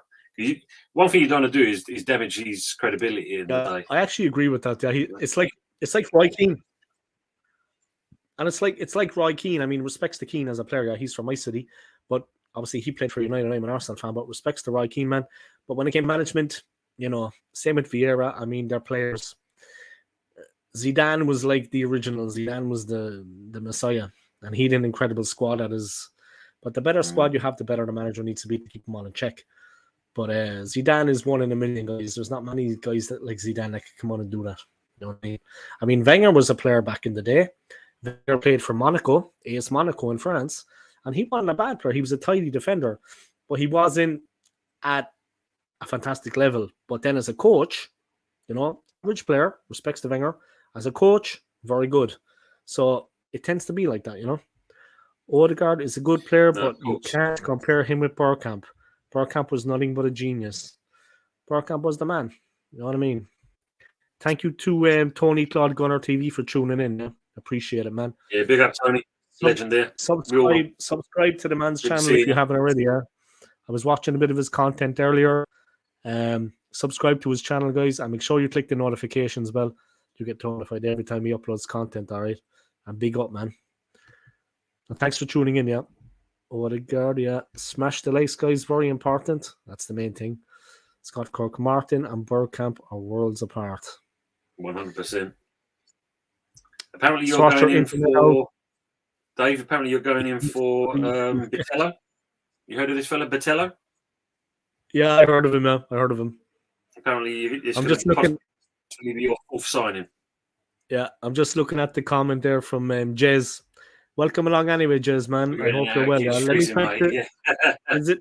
I've been listening to that for the last hour, and I've tried to switch it. I've got two. Yeah, there's one upstairs and one downstairs, and I've been trying to switch between the two. Is it still freezing? Is it still very bad? I don't be annoying people. Sorry, guys. I wasn't aware it was so bad. I mean, we got a new one in, yeah. We got like Virgin Media in. It's actually been fine, but I don't know. Maybe there's too many people using it tonight, or there was a storm like a few days ago and it cut out completely, like for a day. You know what I mean?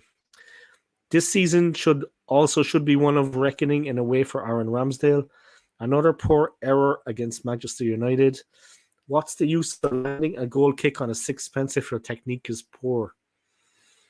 Yeah, that's fair enough. I think that's a fair point. He did let us down against United. There's no doubt.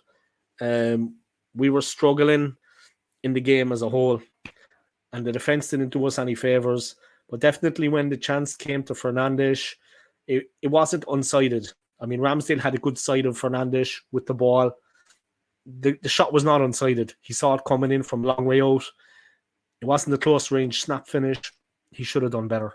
I mean, just push it around the post. You have to get some. He knows if he doesn't get a proper hand to it, it's a goal. I mean, you have to do something. He's a big lad, Ramsdale. He's a big man. He's got two hands, guys, not one. Push the ball away. You know what I mean? Because that goal the confidence drained out of the team. You could see it. It was the kind of the crunch. And after that, like 6 minutes later, I think that goal was in the 29th, 30th minute, 35th, 36th minute, 5-6 minutes later, it was 2-0. Gabriel caught napping, Sancho got in, and his finish was emphatic. Top corner, no chance of Ramsdale.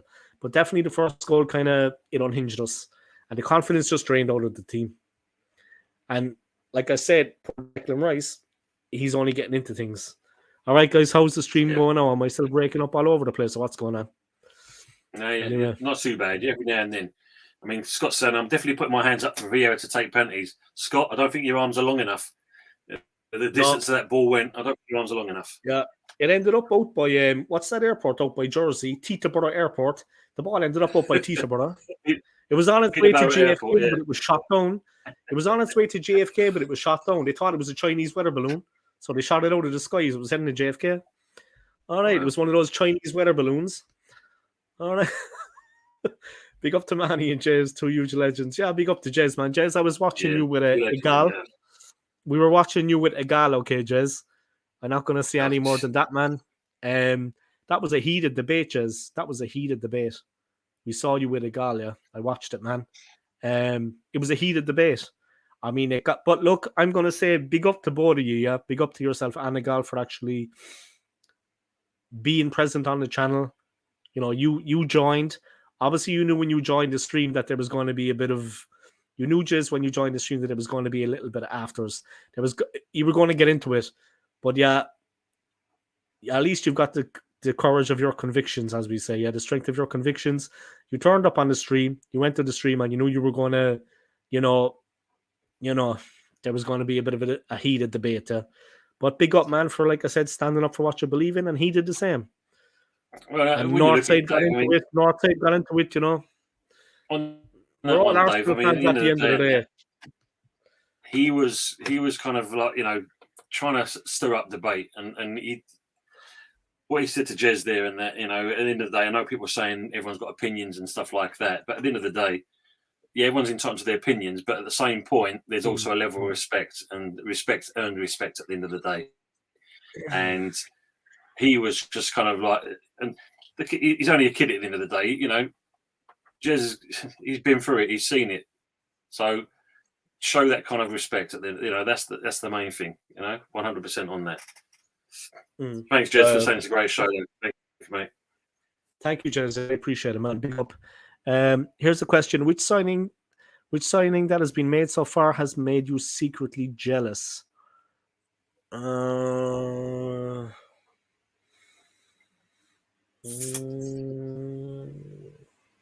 I would have to say maybe Lionel Messi to Inter Miami, and that might be a strange one, yeah.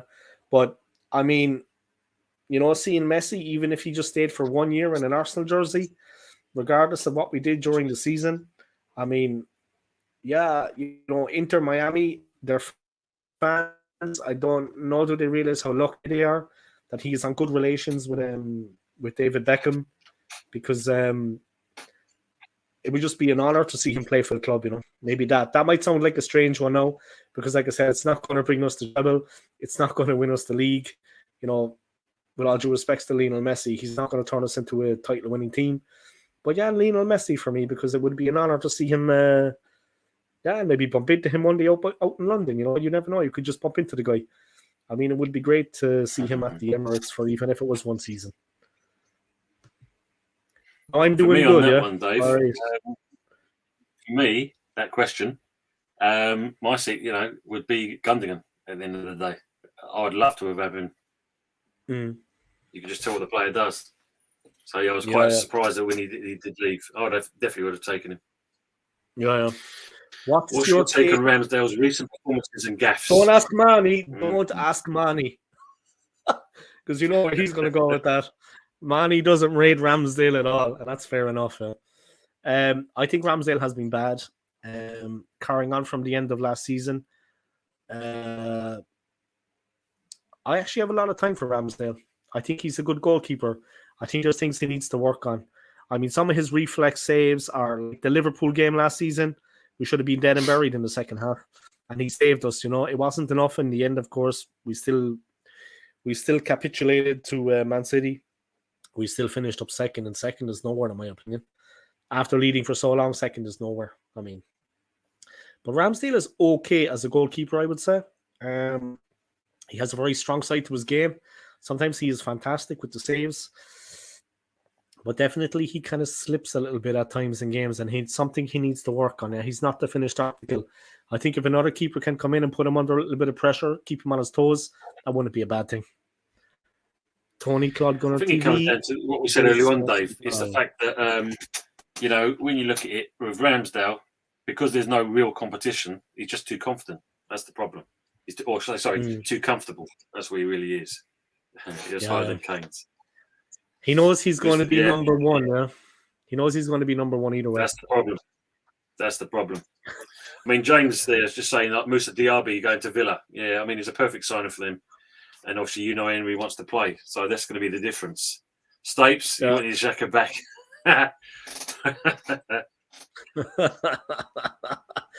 Bayer Leverkusen, wasn't it? He's over in Bayer Leverkusen. I don't know, but anyway, maybe we could actually, though, realize that maybe he did more for Arsenal than we realize, like I was saying. Same here at Manny, right back at your brother. Bex was crying when Messi scored. I'm sure he didn't. I better keep it. I better keep it clean now, guys. But I'm sure he wasn't a bit excited. Not just crying. Maybe he was a bit excited, and it wasn't. Maybe Victoria was making him excited. Anyway, look, I'm not going to go any further than that. I think there's definitely a bit of a bromance going on there, guys. There's a bromance between Beckham and Messi. There's definitely some kind of. But isn't it weird, though, all the same, guys, the way football goes sometimes? Because now you got Messi over in the US, dominating the game for years. You've got Ronaldo on the other side of the world, complete opposite side of the world, dominated the game for years. Isn't it strange the way life the way things go, yeah? I mean, they make decisions and they join teams at the end of their careers, to be fair. The crowning glory for Messi was winning the World Cup.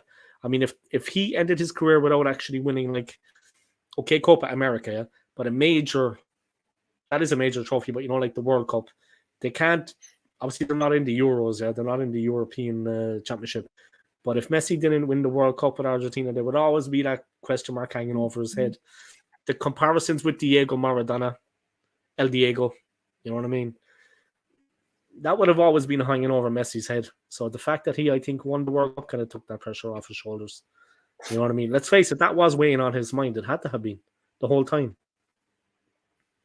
You know what I mean? That's how I see it. And they did go to another final, wasn't it? And the Germans beat them, if I remember correctly. Yeah, but they did it finally, yeah. Hate to say it, but we are seriously going to miss Xhaka's grit. Tony, one for you here, man, from Manny. Tony is spot on. The same thing affected Leno after we sold the Haaland boy, who became world champion. Turner deserves a chance, though. Yeah. Yeah, but will he do it? That's the problem. Is Arteta kind of got the balls to do that? That's where your problem lies. Well, Turner is great. I think this will be vulnerable next season. Ramsdale too comfortable for me. Exactly what I said, Tony. He is too comfortable. And don't get me wrong, he has saved you in quite a few games, but decent goalkeeper. You need someone to push. I think Scott's mentioned it as well. You need someone to push. You want two players for each position to push each other on, because at the end of the day, if one's kind of failing, you want the other one to kick on. But in the case of Ramsdale, he's, as far as he sees it, he knows that Arteta's not going to kind of change anything with him being where he is, so he's too comfortable. Manny, this is your worst nightmare come true, by. Ramsdale is signing a 10-year contract, and Arteta is going to stay longer than Wenger did. That's what Stapes honestly believes. I have shared a drink with this man, yeah. I have had a pint with Stapes outside the Arsenal Supporters Club. He doesn't mince his words. He's a man of principles. What he says on the stream, he backs up in reality. So there you go. I met the man. I was shared, you know what I mean? We went to a game together like about a year and a half ago, and Arsenal won.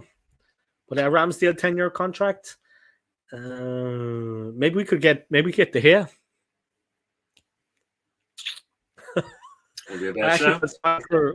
I actually felt sorry for De Gea leaving.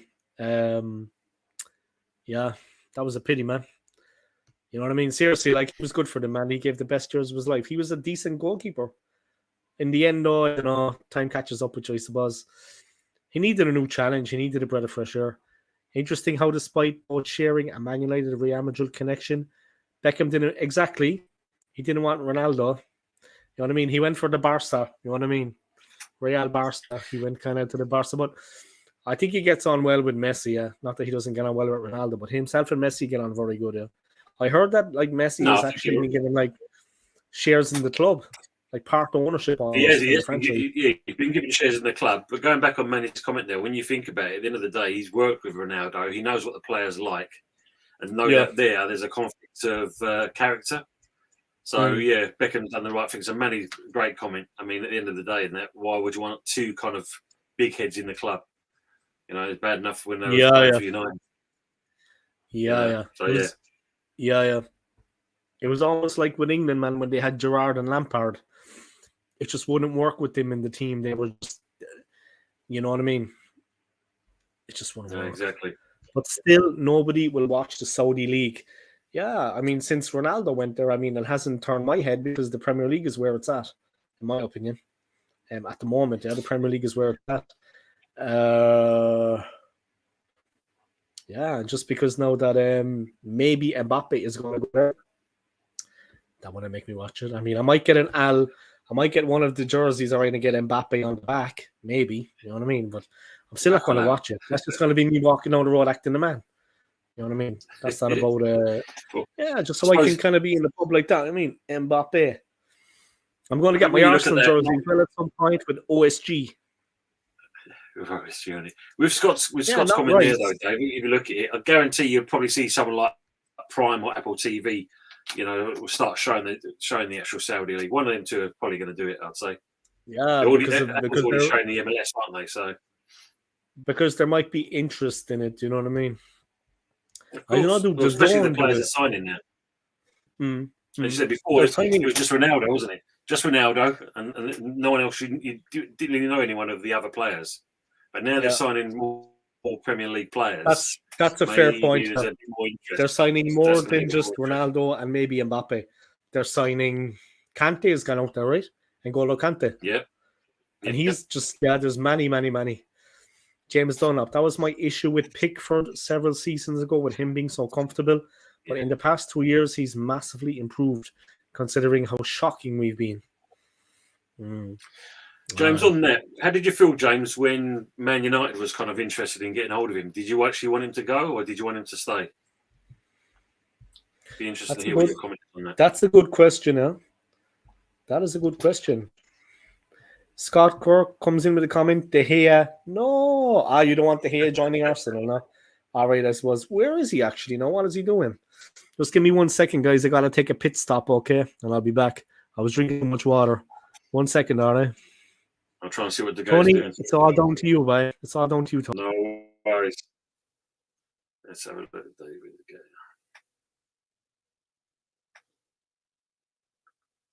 So Tony Claude saying, no more loyalty in football. It's all about the money. It is, Tony. It's all about the money, the merchandise, as we already know. I think we were talking about the other day, how much you're paying for, for the jerseys these days.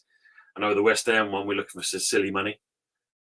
£75 for a short sleeve one and £80 for the long sleeve shirt. And then you've got to add the printing on top of that as well. It's just ridiculous money. But yeah. And this is the problem, isn't it? When you look at the loyalty side of things, you think as a youngster, your ambition is to play for the first team. But now, because obviously about the money situation and doing well in the league, youth teams, players don't get much of a look in these days. That's your problem. So when you look at things like that, that's why they get loaned out or they move on to lower clubs, which is a shame because I bet you there's a load of players that have been lost, which could have actually made first team football. James, I'm not going. I wanted Pickford to stay, but I wouldn't have been too sad to see him go because I was expecting him to decide to move on. But he wants to stay, which is good to see. Yeah, it is. I mean, it goes back to what Tony just said there. When you think that word loyalty, when you want a player to stay on, and they move on. I mean, the typical one for us obviously is Rice. When you look at the fact that West Ham fans wanted him to stay, but there was that agreement apparently with Sullivan and Rice that he was allowing him to move on. I'm all for players doing well and moving on, as long as they improve and they better themselves. I'm not saying that he's not going to Arsenal, but I thought he would have done better going to City. Sorry to say it, Gunners fans, but I think he would have improved better as a player going to City than he has joining the Gunners. But no, Pickford staying, it's a good move. I mean, it's that one thing you see. I mean, the recent one on the manager front is Marco Silva. We were talking about that earlier. Considering that Saudi club offered him £40 million for 2 seasons, and it looks like he's actually going to stay at Fulham. So fair play to him. Normally, Silva's record and that he doesn't stay in the club for long. So actually to turn around and reject £40 million, fair play. And Tony's agreeing with the comment I said in there. Scott's saying $165 to buy a shirt here. Wow. Whoa. $165 to buy a shirt. Yeah, it's $80, isn't it? Is that including printing as well, though, Scott? Or is that just the shirt alone? Is that including printing as well? Yeah, you can get the Premier League badge and this and that, So if you want it with the Premier League badge and if you want it with the name, I mean, I think it's at least £100 at the Emirates. One of them is 80, and then I think the actual replica with the Premier League badge is 100. I think flat without the name. I mean, that is serious. Guys, I have my birthday in December. At the moment, I'm putting a little bit of money away every month as you go. At Christmas then, December, I can actually go over something nice to eat, buy some nice clothes. I might get one of the jerseys. We'll see.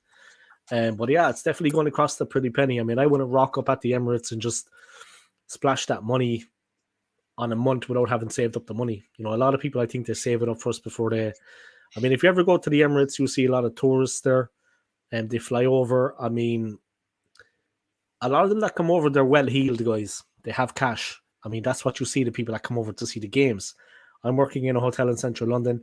The people that see the games, they have cash. They're not short of a couple of bob. You know what I mean? Not every Tom, Dick, and Harry can go to the games. But I mean, I'm not going to put a stereotype, but you see a lot of South Korean guys come over. They have cash. They're well-heeled. They're well-dressed. Guys from Dubai. You know what I mean? The wife is wearing a scarf and it's Louis Vuitton. You know what I mean? They have money. They're well-heeled. So it is expensive. I mean, I'm not going to lie. I don't know how families do it, those. Well, I can't figure out that they have, like, the family kitted out.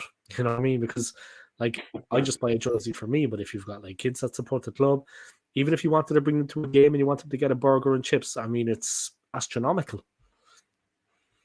It is what it is, guys. I was shocked. Zaha, that's the player I was thinking of, man. I couldn't believe it that he went. I was kicking myself. He's unreal as a player. Like, we were linked with him and we were talking. Well, drawn by Dre. I don't know if you know him, but Andre. He's a big Arsenal fan, yeah. He was at all the protests. Yeah. He's been on once or twice. Young guy, yeah. Cool guy. One of the young guns. He was always going on about how brilliant Zaha was. And Zaha is a monster. And I can't believe when I saw that he left. I was kicking myself. You forget about players like him sometimes. All this talk about Ollie Watkins, all this talk about what's the guy with the betting scandal? Just talking about him earlier, man. Ivan Toney, amazing player for Brentford, for the Bees. I mean, but Zaha as well. I mean, at Palace, seriously, man, I love players that have Premier League experience. I know I always say, I probably bore you to death with it, guys. But if he can bring a guy that has Premier League experience, it's worth its weight in gold, in my opinion. Because the Premier League, the excesses of the Premier League, it is a step up. That's why I was delighted as well with the signing of Declan Rice and Zinchenko and Jesus. Players that have Premier League experience. It's worth its weight. It's gold, Tony. It is, man. Seriously. I mean... Yeah, of course it is. Yeah, because at least you're buying a player that starts from the off. Yeah, you haven't got to worry about kind of getting them to transition from... You're like, you know, you look at Timber transitioning from that kind of league to the Premier League. You bring players from the Premier League that know exactly what they're doing. So there's a bit of a difference. No name on number, just the shirt. Wow. And what is that? That is New Zealand dollars, yeah? That's 165. How much is that in pounds? I mean, that's $165 in New Zealand, yeah? Still, that's fair, that's fair money. That must be like £100 at least, yeah? Jeez, that's no... honestly, if I was to buy a jersey, I would buy the away one, the luminous one, because it's just unusual. You know what I mean? What's the story with the West Ham kit? Australian dollars, Dave, is £86.84. Wow. Yeah. It's about the same, right? I mean, I think that's without the badges and stuff, you know, like 80 quid, and it's 100 for the real deal. But what about the West Ham kit, Tony? Have you bought it yet? Are you going to? No, I'm not going to be buying it. I mean, like the new one is the Anthem kit, as they're calling it. That's the one with the bubbles on it and whatnot. Yeah, like on the bus behind you there. Yeah. Basically, I was saying on there it's £75 for the short sleeved, £80 for the long sleeved. That's with the sponsor or without the sponsor. And then you're talking about, as you said, another £15 on top for printing and whatnot. I think the kids one is £65. That's just, as you said, for a family, it's ludicrous. Yeah. For sure. And I mean, we spoke about it a couple of days back, Dave, when I said to you, if you look, you know, if any of you guys get the chance to go into the West Ham merchandise store, have a look at the Hawaiian kind of kit that we've got as well, the shorts and the Hawaiian t-shirts and whatnot. Yeah, that's I'll leave it up to you guys to have a look. And I actually have it open there. No, I have it. I've had it open for a while because I wanted to see what teams you were actually playing. You know, your friendlies. I see you're playing Ron on Saturday. Yeah. And then you're playing Leverkusen. Actually, Leverkusen is the team that Shaka's with. Yeah. So you're going to be playing them on the 5th. But let me look at so I had it open, so I knew a little bit about West Ham, before I came on. But in case you wanted to talk about them, that I knew a bit. But let me check the kit. Here we go. This is going to change your lives, guys. This is going to be a game changer. I'm looking at the kit. All right, here we go. You're all going to be racing out buying this. Those bubbles there, lad. The bubbles look good, man. Okay, here we go. This is the 2023 Anthem kit. No, we're looking at Hawaiian shorts, is it? Or let me see. Let's go to the store. All right. Okay, let's see what's going on. Training edition. The third strip, man, is very nice with it's white and kind of orange at the bottom. Yes, yeah. Women's fashion, is it the Hawaiian short? Yeah. What's on there? Where the hell is it? All right, it just jumped there. Let me go back into it. Yeah, this is going to, guys. Look at it if you're not. Oh, yes, the Hawaiian collection. Here we go, man. What's that, a parakeet or something? There's a parakeet. Yeah. Yeah, the shorts are decent, by in fairness. The parakeet, the budgie, yeah. West Ham United. The hat is decent. The bucket hat. I've got 2 different kind of colorways. 3. The women's one. Yeah. Jesus Christ. Sorry, enough of my language, guys. What the? We got Stella McCartney at Arsenal. Yeah? We got Stella McCartney. I don't know, did you see that? Stella McCartney is doing some of the Arsenal gear. But here we go. Let's see if I can show it. There you go, guys. Yeah, there you go, guys. Sorry about that. Yeah, I should have showed it. I was watching it myself. There it is. Turn the lights, that kind of... Jesus. I gone blind. Let's see. Merchandise FC. Scott in with the Merchandise FC. Ian Wright banging out the merch. I stopped buying football shirts years ago, not worth getting at all, not at the ridiculous prices. Yeah, you could easily go and pick up an Arsenal t-shirt or an Everton t-shirt or a West Ham t-shirts. Like the t-shirts are like 30 quid. I mean, wear the t-shirt, you can wear it in the bar, pair of jeans, pair of runners. Looks good. You know what I mean?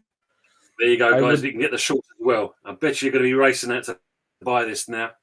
Absolutely lovely. Beautiful, yeah. It's actually bordering on, if I may say so, it's bordering on sexual. It's that good.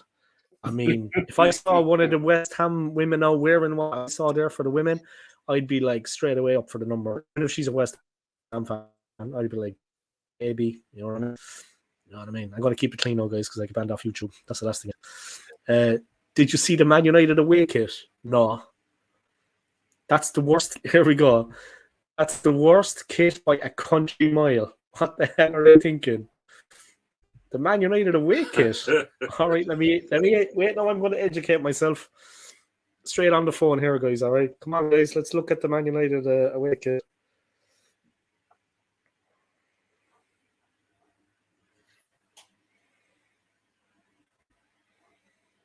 All right, let's do this. Got about 1 million messages there. Sorry, I was just. What the hell?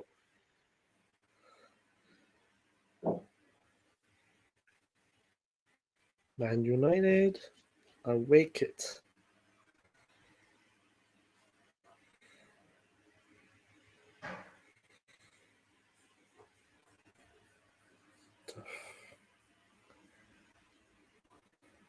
Yeah, I agree with the guys. It's white, yeah. It's like this thing. All right, let me try to angle this.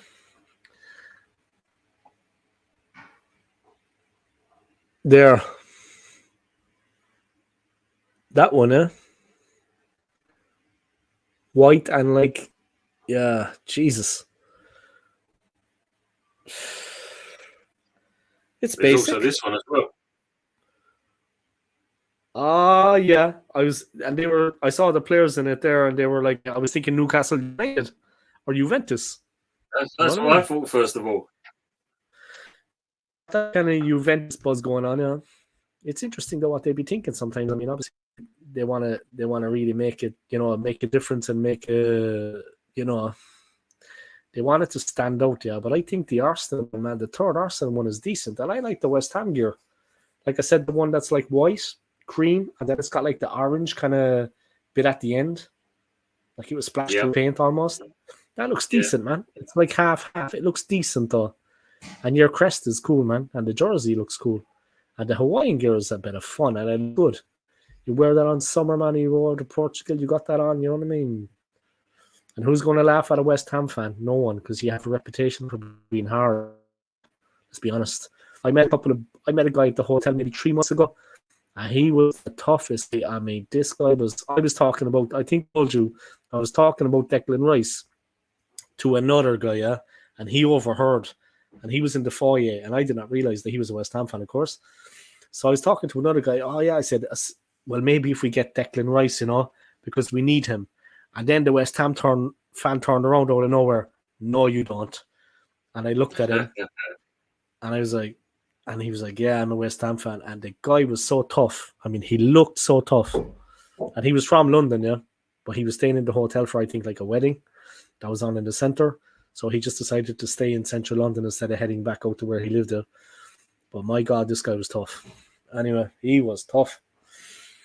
But when he said that to me, no, you don't, I was like, okay, maybe we don't. Yeah, of course he didn't want to lose him, though, yeah. Of course he didn't want to lose him. It makes perfect sense. I mean, who would? But at least you got a bit of money for him and you can strengthen the team. At least you can say that, you know, he did something of note with the club. I mean, he did. He won a good trophy. It was a good day out, man. You had to, like, I can just, like, as an Arsenal fan, yeah, it's been a while for us in Europe, unfortunately. Not just in Europe, domestically. But I can just imagine you by when the second goal went in and you were lifting the trophy like 10, 15 minutes later and the medals were being put around the neck. You must have been euphoric. I mean, you must have been buzzing when that happened, man. You must have been, because it was the manner of the win, the manner of it, right at the death, a great piece of play, a brilliant finish, and they couldn't respond. They couldn't come back at you. There wasn't enough time. And next minute you were up there with the trophy. You must have been euphoric. It was a great feeling. Yeah, I think the neighbours next door thought she was being murdered when we celebrated. You know, yeah, someone was being killed, was it? The TV was blown out through the window. The TV was kicked out through the window. And you're out in the garden with the top off. Were you out in the garden like this with the jersey? Yeah. It was like, jeez. The neighbours got nuts. But they knew, obviously, that, like, it's like with the Champions League final sometimes. People know when there's a big game on. They hear the roaring and the shouting. Rice looks buzzing at his Arsenal move. Yeah. He does. You know, he does, yeah. He looks comfortable. I mean, the main thing we look at, when you look at the videos, the videos weren't great, you know, especially when you hear him. And I think they showed you, I don't know if you saw the one recently for the Barcelona game. Wow. The wooden acting from all players. And Rice, when he kind of did the video, he announced himself and then just turns around and says, I'm a gunner. And it's like, be a bit more enthusiastic, Declan. You know, you've made your move. You know, I'm a gunner, not kind of, I'm a gunner. Wow. I was laughing watching that, but even still. Yeah, it was a bit squeamish as well. Yeah, a little bit kind of. A bit cheesy. Cheesy. Like, you should avoid that kind of direct talking at the camera with just the player there. But in fairness, the letter he wrote to the West Ham fans, like the post he made, wasn't just one of these like a mercenary, for example. I don't want to say the guy's a mercenary, but someone like Luis Suarez or who else? Alexis Sanchez, who played for Arsenal, there, like a mercenary, in my opinion. Yeah. Alexis Sanchez was like, all right, see you later, boys. Whereas Rice actually did a proper thank you and goodbye. It was a proper one. I mean, it wasn't 5 lines. It wasn't 2 lines. It was a proper, nicely written, and you could see the emotion in the words. The words were picked specifically. You know, it's just the way he worded it. It was. I read it, just to see what it was, and to be honest, I was impressed with it because it came from the heart. He meant it. Like, he's been there since he was a boy. Yeah, you know what I mean? He cares about the club. It was nicely done. Like I said, there's mercenaries out there. People like Alexis Sanchez. You know, I mean, guys that didn't really care who they were playing for once they were getting paid. The problem was, though, Dave, I don't know if you saw it, you had certain Arsenal fans moaning at West Ham that when we kind of said our kind of goodbye to Declan, that we didn't mention Arsenal in the goodbye. Sure, why would you mention it? Why? Why would you mention? Why would your club mention our club when it's your relation to the player? Exactly. I don't know if you know if you saw get a grip, guys. Get a grip out there, Arsenal fans. You're embarrassing the rest of us. I can see the reason why, because if you look at the Ajax video with Timber when he left, and you see him with these kind of Ajax youngsters and saying, like, you know, why are you going there? I'm looking to move on to elsewhere. And then he looks at the doorway and there's the young kid in the Arsenal kit, as if he's going to be inspiring the next generation of Arsenal players, kind of thing. So I can understand Arsenal fans thinking that that's a great touch because it's mentioning where he's going to. But to expect West Ham to turn around and say, thanks, Declan, good luck at Arsenal, that's not going to happen. Yeah, and it's unnecessary, personally. I mean, it doesn't make a difference to what he's going to do for the club. It bears no out, like, it's not going to bring bad luck to the player and he's going to be cursed playing for us. It's of no relevance to the actual move, to the form of the player or anything involved. I mean, obviously these fans have how can I say it? They blow it out of proportion, the importance of Arsenal. Yeah, they obviously think that the club is very important for them to be saying things like that. It's not important from West Ham's point of view. They are a separate club and they have their own fan base and they have their own football stadium and they have their own fans. They just won a major trophy. That's beside the point. But why would they? I mean, why would you? I mean, who does that? I don't ever remember a club doing that. No, at all. Best of luck, Alexis Sanchez at United. We weren't saying that, and we didn't say that to Van Persie either. Different situation, but not going to happen. Cheerio, goodbye, and good luck, kind of thing. But yeah, I mean, at the end of the day, when you think how long the deal dragged on for, and why else do you expect West Ham to turn around? Like, you know, you dragged the arse out of it, and it's a case of like, we're going to say thank you very much, but good luck at your new club. Yeah. No. Arsenal made it a little bit tedious and a bit difficult with the way it was done. Yeah, like I keep saying, the only reason we got the player in the end was because he had his heart set on coming to Arsenal. If it was any other way, we would have messed it up because the way we handled it from point A, you know, the way Arsenal handled it was just off key. I mean, I wouldn't have blamed the player if he didn't want to come to the club, but he had his heart set on Arsenal.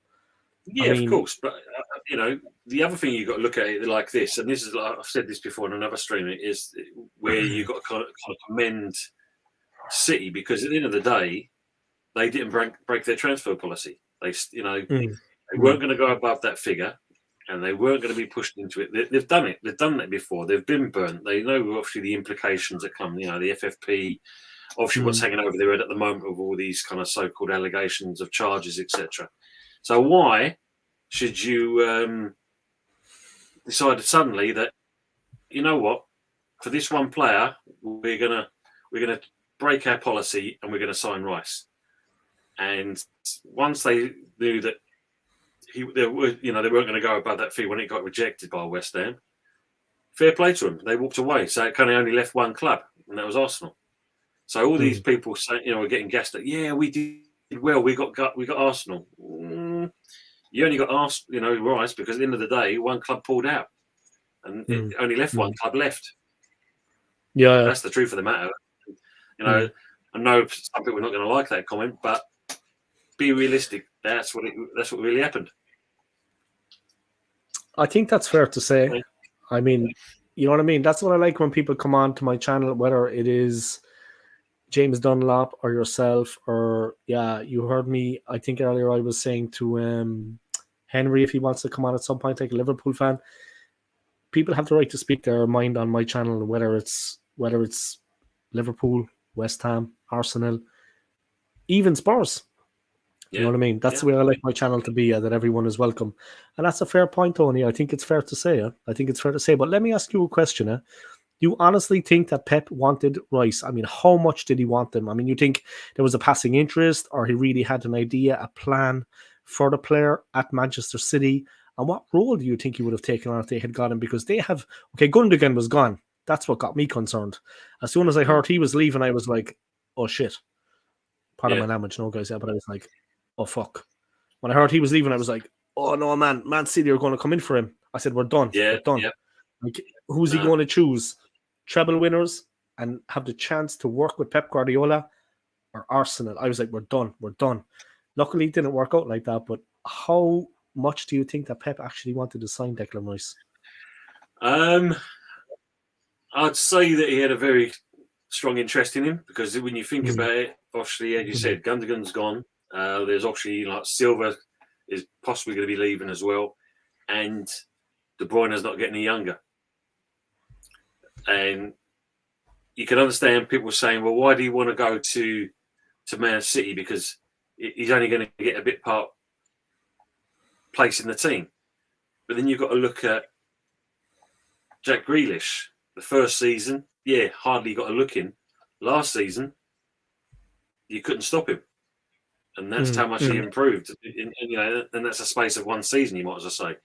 So when you look at Rice going to Man City and that, it would definitely would have fitted in with Guardiola's plans. He may have done bit part players, and I think this is what Rice wanted. That's what I think he was probably afraid of. How much would you feature? He knew at Arsenal was guaranteed that he's probably going to be starting game in, game out. Whereas at City and that, he's probably going to get a bit part. But with those players going and likes of Silva and, like I say, Gundogan, De Bruyne going, there's an area, because everyone's saying, well, there's Rodri.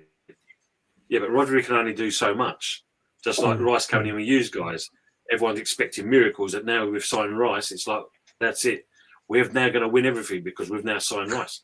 No, one player doesn't change the team. No, one swallow doesn't make a summer. Yeah, it's 11 men on the park kind of thing. But yeah, I think Guardiola did want him, but at the same point, he knew that his club wasn't going to go above and beyond to get the one player. And I say fair play to him for that. Yeah. And especially when you think of like, okay, they lost maybe Gundogan, but they still have a hell of a lot of talent in that squad. They have a hell of a lot of players. And he is the kind of manager, he will get every single ounce of creativity, and he lets the flow of the team, he lets the team grow. Yeah. We mentioned earlier in the stream about the whole John Stones, that masterclass, that master stroke. Pep is capable of a lot. Now, a lot of teams are using that kind of as a template, what he did with John Stones. Not always possible because, Pep saw the opportunity that this was a player that could do that. Not every player can, and not every manager was good enough to spot the potential in training. He obviously looked in training, and I said, you know what, this guy can actually be converted to play. And Stones is willing, and this may sound stupid because he is a football player. Of course, he trains, he looks after himself. But Stones is actually, I wouldn't say just physically fit, he's physically robust. He can actually, he's got a good engine, and he can chip a knock. He can take a hit. Yeah. And that's also important because he was playing in an area where there was a lot of traffic. There was a lot moving around him. But he's got the physicality. He's a big, strong lad. You know what I mean? Like when he gets his body between the player and the ball, try shaking him off it. Try getting around the side of him. He was dominant. You know what I mean? He was quick. He was smart. He's actually got a very good touch. I didn't realize before. I was looking at the way he was playing, linking the play, and I was like, who is that? It's like, Jesus, John Stones. And then I realized that that's, Tony, that was the point when the penny dropped. Maybe not this season. Because they had Grealish on one side. They had De Bruyne on the other, and they had the big man up front. And I was like, okay.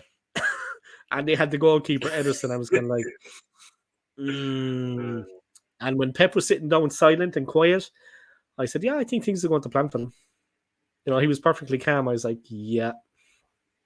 I think Pep would show his cards if he was serious.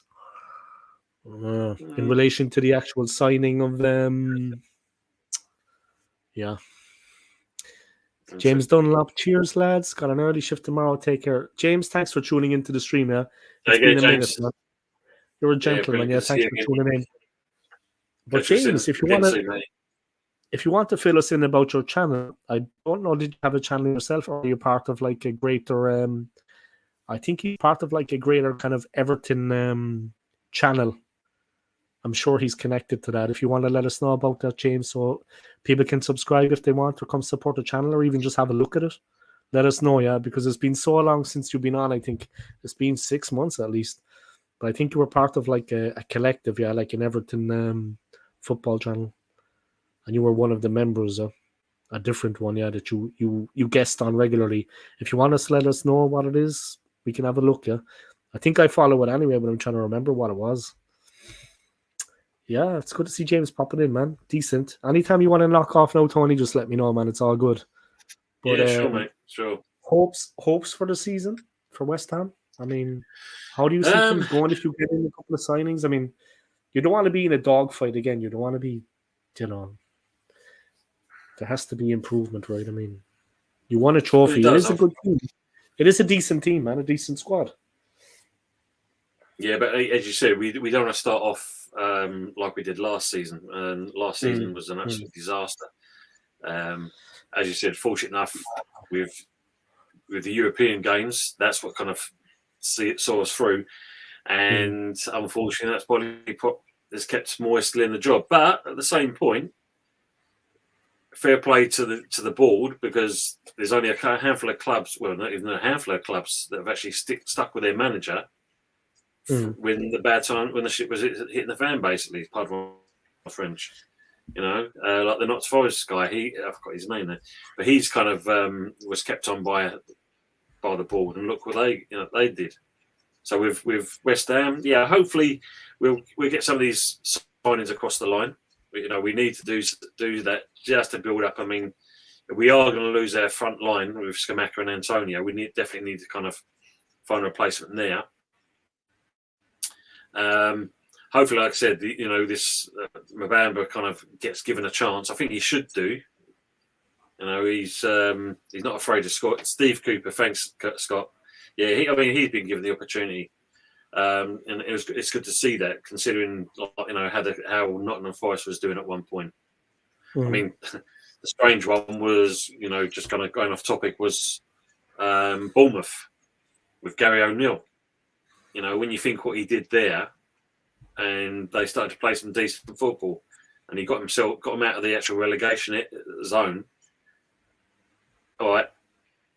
From that point onwards, they didn't kind of string a win together, and I think that's the only reason why they suddenly sacked him. But I thought he would have been given an opportunity to do well this season. But give Bournemouth their due. At least they've acted quickly, and they've got rid of him straight away. Brought this other guy in. I mean, they bought several players, so they've done more business than what we have. So it'd be interesting to see how they actually start off their season. But yeah, hopefully we'll start off the league well. But not being funny, at the same point, I think the Vultures are kind of over the London Stadium at the moment. I think Moyes has probably got to prove himself within 10 games. If he doesn't do that, then possibly the right to be on the wall. But as I said earlier, this Tim being brought in, and he's got a very good connection with Xabi Alonso.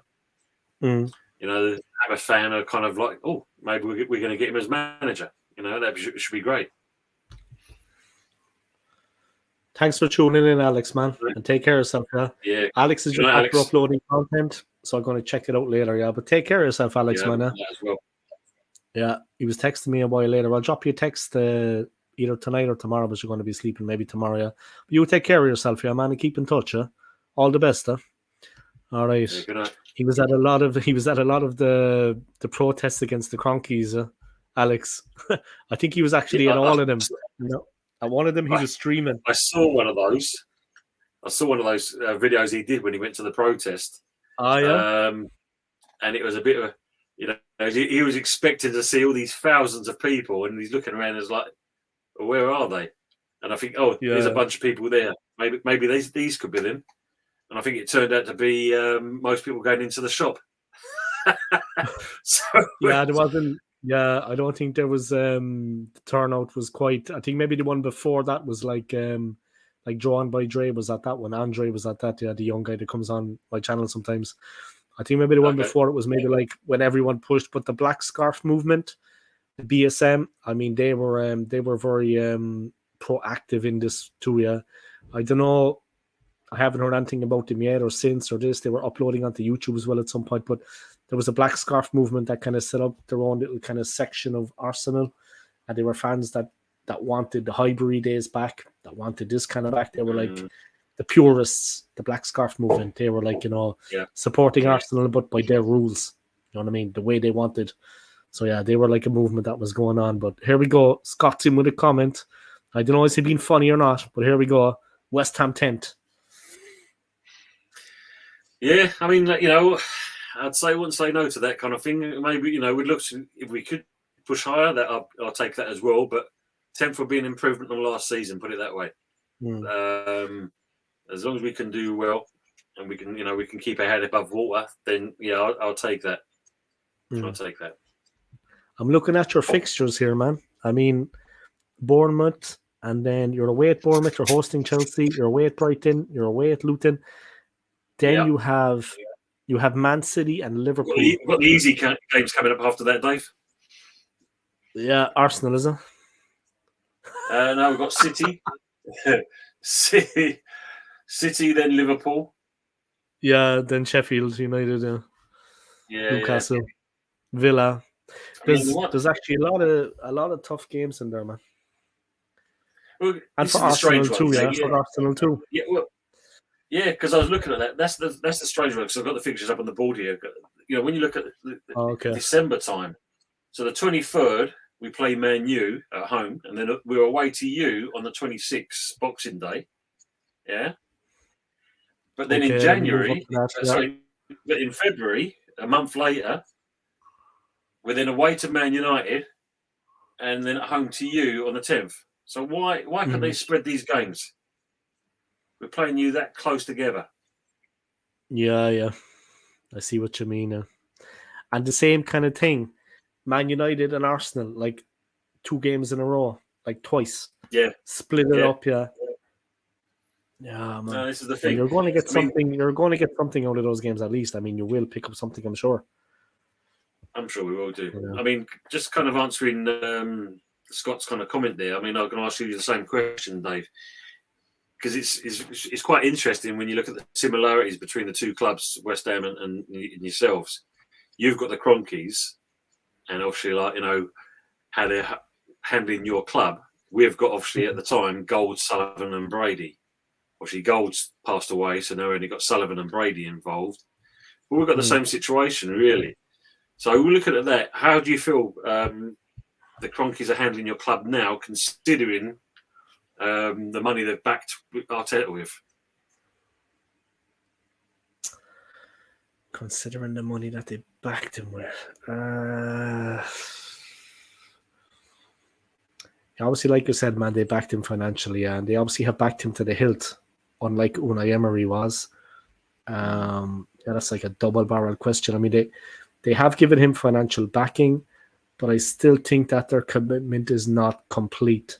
It's not 100%. They're not really in the... You don't always need to be in the public eye, but I mean, for me, their commitment is not fully behind the team winning trophies, in my opinion. They have given money. For them, of course, that is a drop in the ocean, what they have signed off on.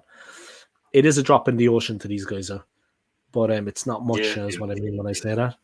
But I don't think they are fully committed to the team winning trophies, because I think if what had happened last season had happened, which did happen, like if it happened last season that what we did, and then they kind of, if they were that into it, heads would have rolled after what happened last season. Let's be honest about it.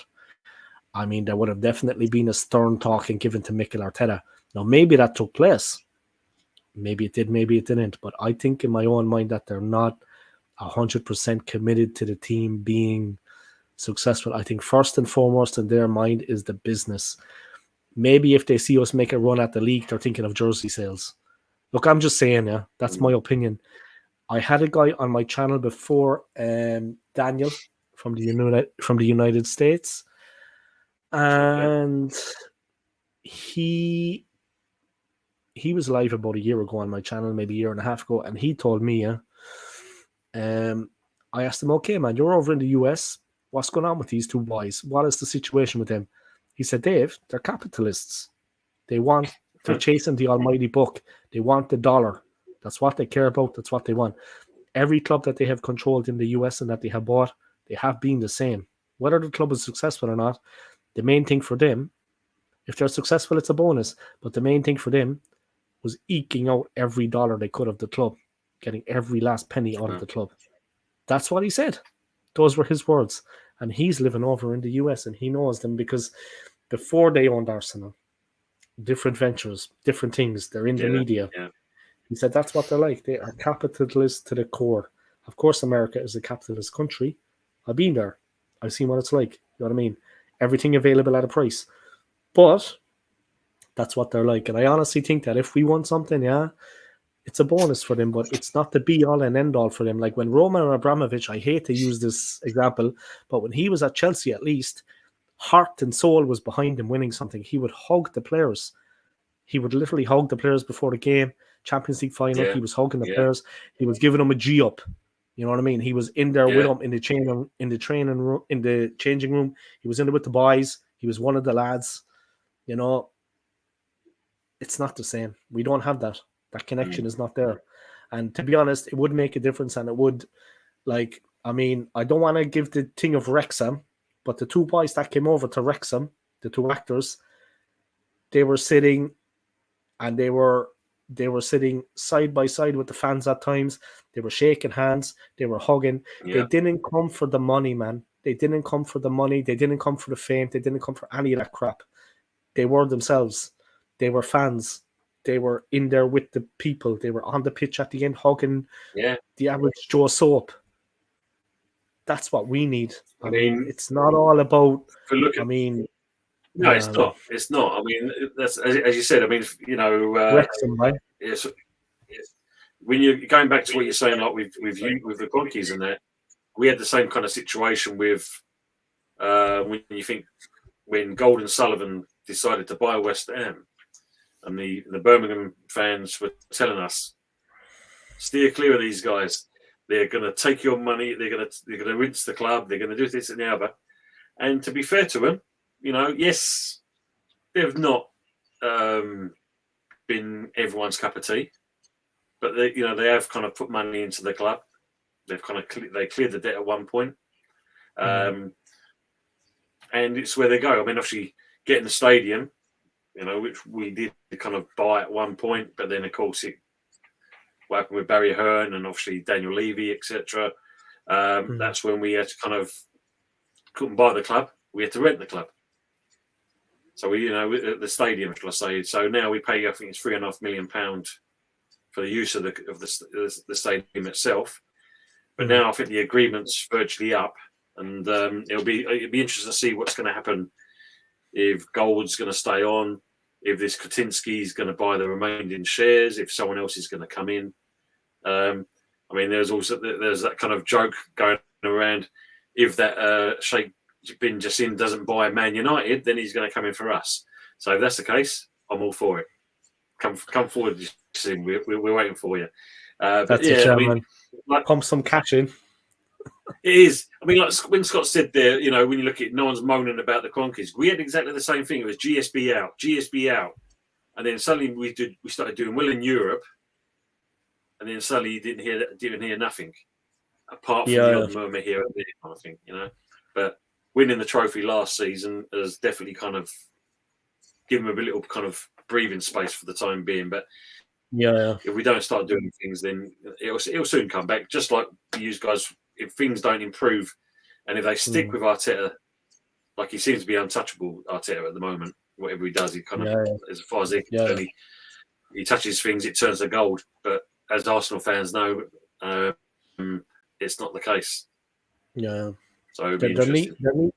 It's true, but I agree with what you're saying, man. There needs to be pressure too on like I referred to Abramovich at Chelsea before. We all know how that ended, but I mean, in the good times, he was fully committed, and I mean, he did change managers with, you know what I mean, a bit of regularity. You could say there was pressure on the manager. He was ruthless. He's ruthless. He's ruthless, and it's a part of that. There was pressure on Mikel Arteta, because then he will be, if he is comfortable, okay, it's good to be comfortable. Like in a job, you can work at your best, not under that pressure. But to a certain extent, there has to be a little bit the prestigious piece of real estate. Cronkies have used Arsenal against loan deals as it's a prestigious piece of real estate. Scott, you're funny. Scott's going to head off here. Scott, it's been a pleasure, man. Thanks for coming, joining the stream, man. Thanks for coming, mate. Seeing you again. You made a big difference to the stream, Scott, man. Thank you for your thanks for coming on and joining. Yeah, appreciate it, man. And take care. Yeah, thanks, man, for your kind words. Yeah, I appreciate it. It's you that make it, Scott. Tony, yourself, Alex, James, all the guys that come on make the stream. Yeah, if it was just me here on my own, guys, it wouldn't be up to much. So you're the guys that make the stream, not me. Big up. That's not me trying to be modest or trying to paint myself out to be Mahatma Gandhi. That's how it is. The guys that come on like Tony and Scott and everyone that makes the stream, yeah. It's just a channel that I put on and do my thing. You know what I mean? Tony, definitely you've got a wealth of knowledge in football, yeah. You know what I mean? That's maybe something that I'm a little bit, I can remember a lot, but I'm not so into the grassroots, maybe. Yeah. You know what I mean? I'm not into the grassroots like you, Tony. You're kind of more solid with this player to that club and that player to this. But I'm not, you know, but I try. I'm doing my best. I try to keep myself informed. You know what I mean? You're maybe more in touch with the movement and what's happening. But it's okay. But Wrexham, you will, you know that. It's okay. It's not going too bad for me, man. I love the club, and that's why I do my channel. Simple as. And it was nice to meet people like you. You know, you get to meet different people. But the boys at Wrexham, big up Wrexham, man. I'm not a guy for having a second club, but if I had a second club, it might be Wrexham. Cork City Football Club. I definitely would. You know Cork City Wrexham, Football Club? When you look at there, the good thing, I don't know if you watched the documentary. I mean, it's quite insightful how they kind of, brilliant. Because as you said, the fact that they've come in, and it was quite surprising that why Wrexham. But they've actually kind of looked into the history of the club. It's one of the longest clubs in England, in Welsh football, and it's a case of that's the story we're looking for. And when they come in, they met, because obviously when you look at it, they showed you the previous owner before the supporters took the club over, and they actually kind of had meetings with those. They sold the story what they're going to do with the club, and at the end of the day, it was, we're allowing you now to buy the club. They then bought the club, and the main thing they did was actually go out and meet the fans. They actually got them to come to the ground. They actually spoke to them, told them their vision, what they're looking to do, etc. And basically kind of got the town to buy into the story of what they're going to do with their club. You know, it weren't just their club, it's everyone's club. And when you look at the turf, they sit in the. When you look at when they kind of got promoted, you got Paul Rudd drinking in the pub with the locals, an American old actor, Paul Rudd drinking with the locals. You know, Will Ferrell and things like that. Who else? You know, it's one of those. It's not every day that you see something like that. I mean, actually, what's that there? Bear with me. I'm just because fun enough, we're just talking about that. What's it say here? I think season 2 is coming. Yeah, new season, September the 13th. Okay. Welcome to Wrexham. So we're just talking about it, and it's kind of showed itself up. So this is the second season of the documentary of them. But the good thing about when you look at Ryan Reynolds and Robert McElhenney, I mean, have you seen the video for Rob McElhenney? How to say his name? The video. You've got to watch that, Dave. Ryan Reynolds, you know, give the man credit. And Rob McElhenney, they're cool guys. They're cool guys. When you get the chat, if we finish this, I mean, if we give it another 5 minutes or so, we wrap up. You know, so it's 2.5 hours. Then we walk. No bother. It's good. Yeah, that's good. Yeah. If you look at Rob McElhenney, we'll have a look at it. I'll text you then. It's quite funny, really. You know, but they're cool guys, though, man. That's what I like the sponsorship for the team. You know, when you think 15 seasons, they've tried to get out of that league, and you know, and give credit to Notts County as well. because they didn't have the money that Wrexham had, but they pushed them all the way. And if you look at it, it was literally points. Actually, points was a difference, and it was fair credit that the two teams that went up, and the good thing, like I said, these two guys didn't really know. They've come in to run this club, and at the end of the season, they're turning and saying it's unfair that only one club goes out of this league. Yeah. And they're saying about Notts County pushed us all the way, but it's unfair that only one club.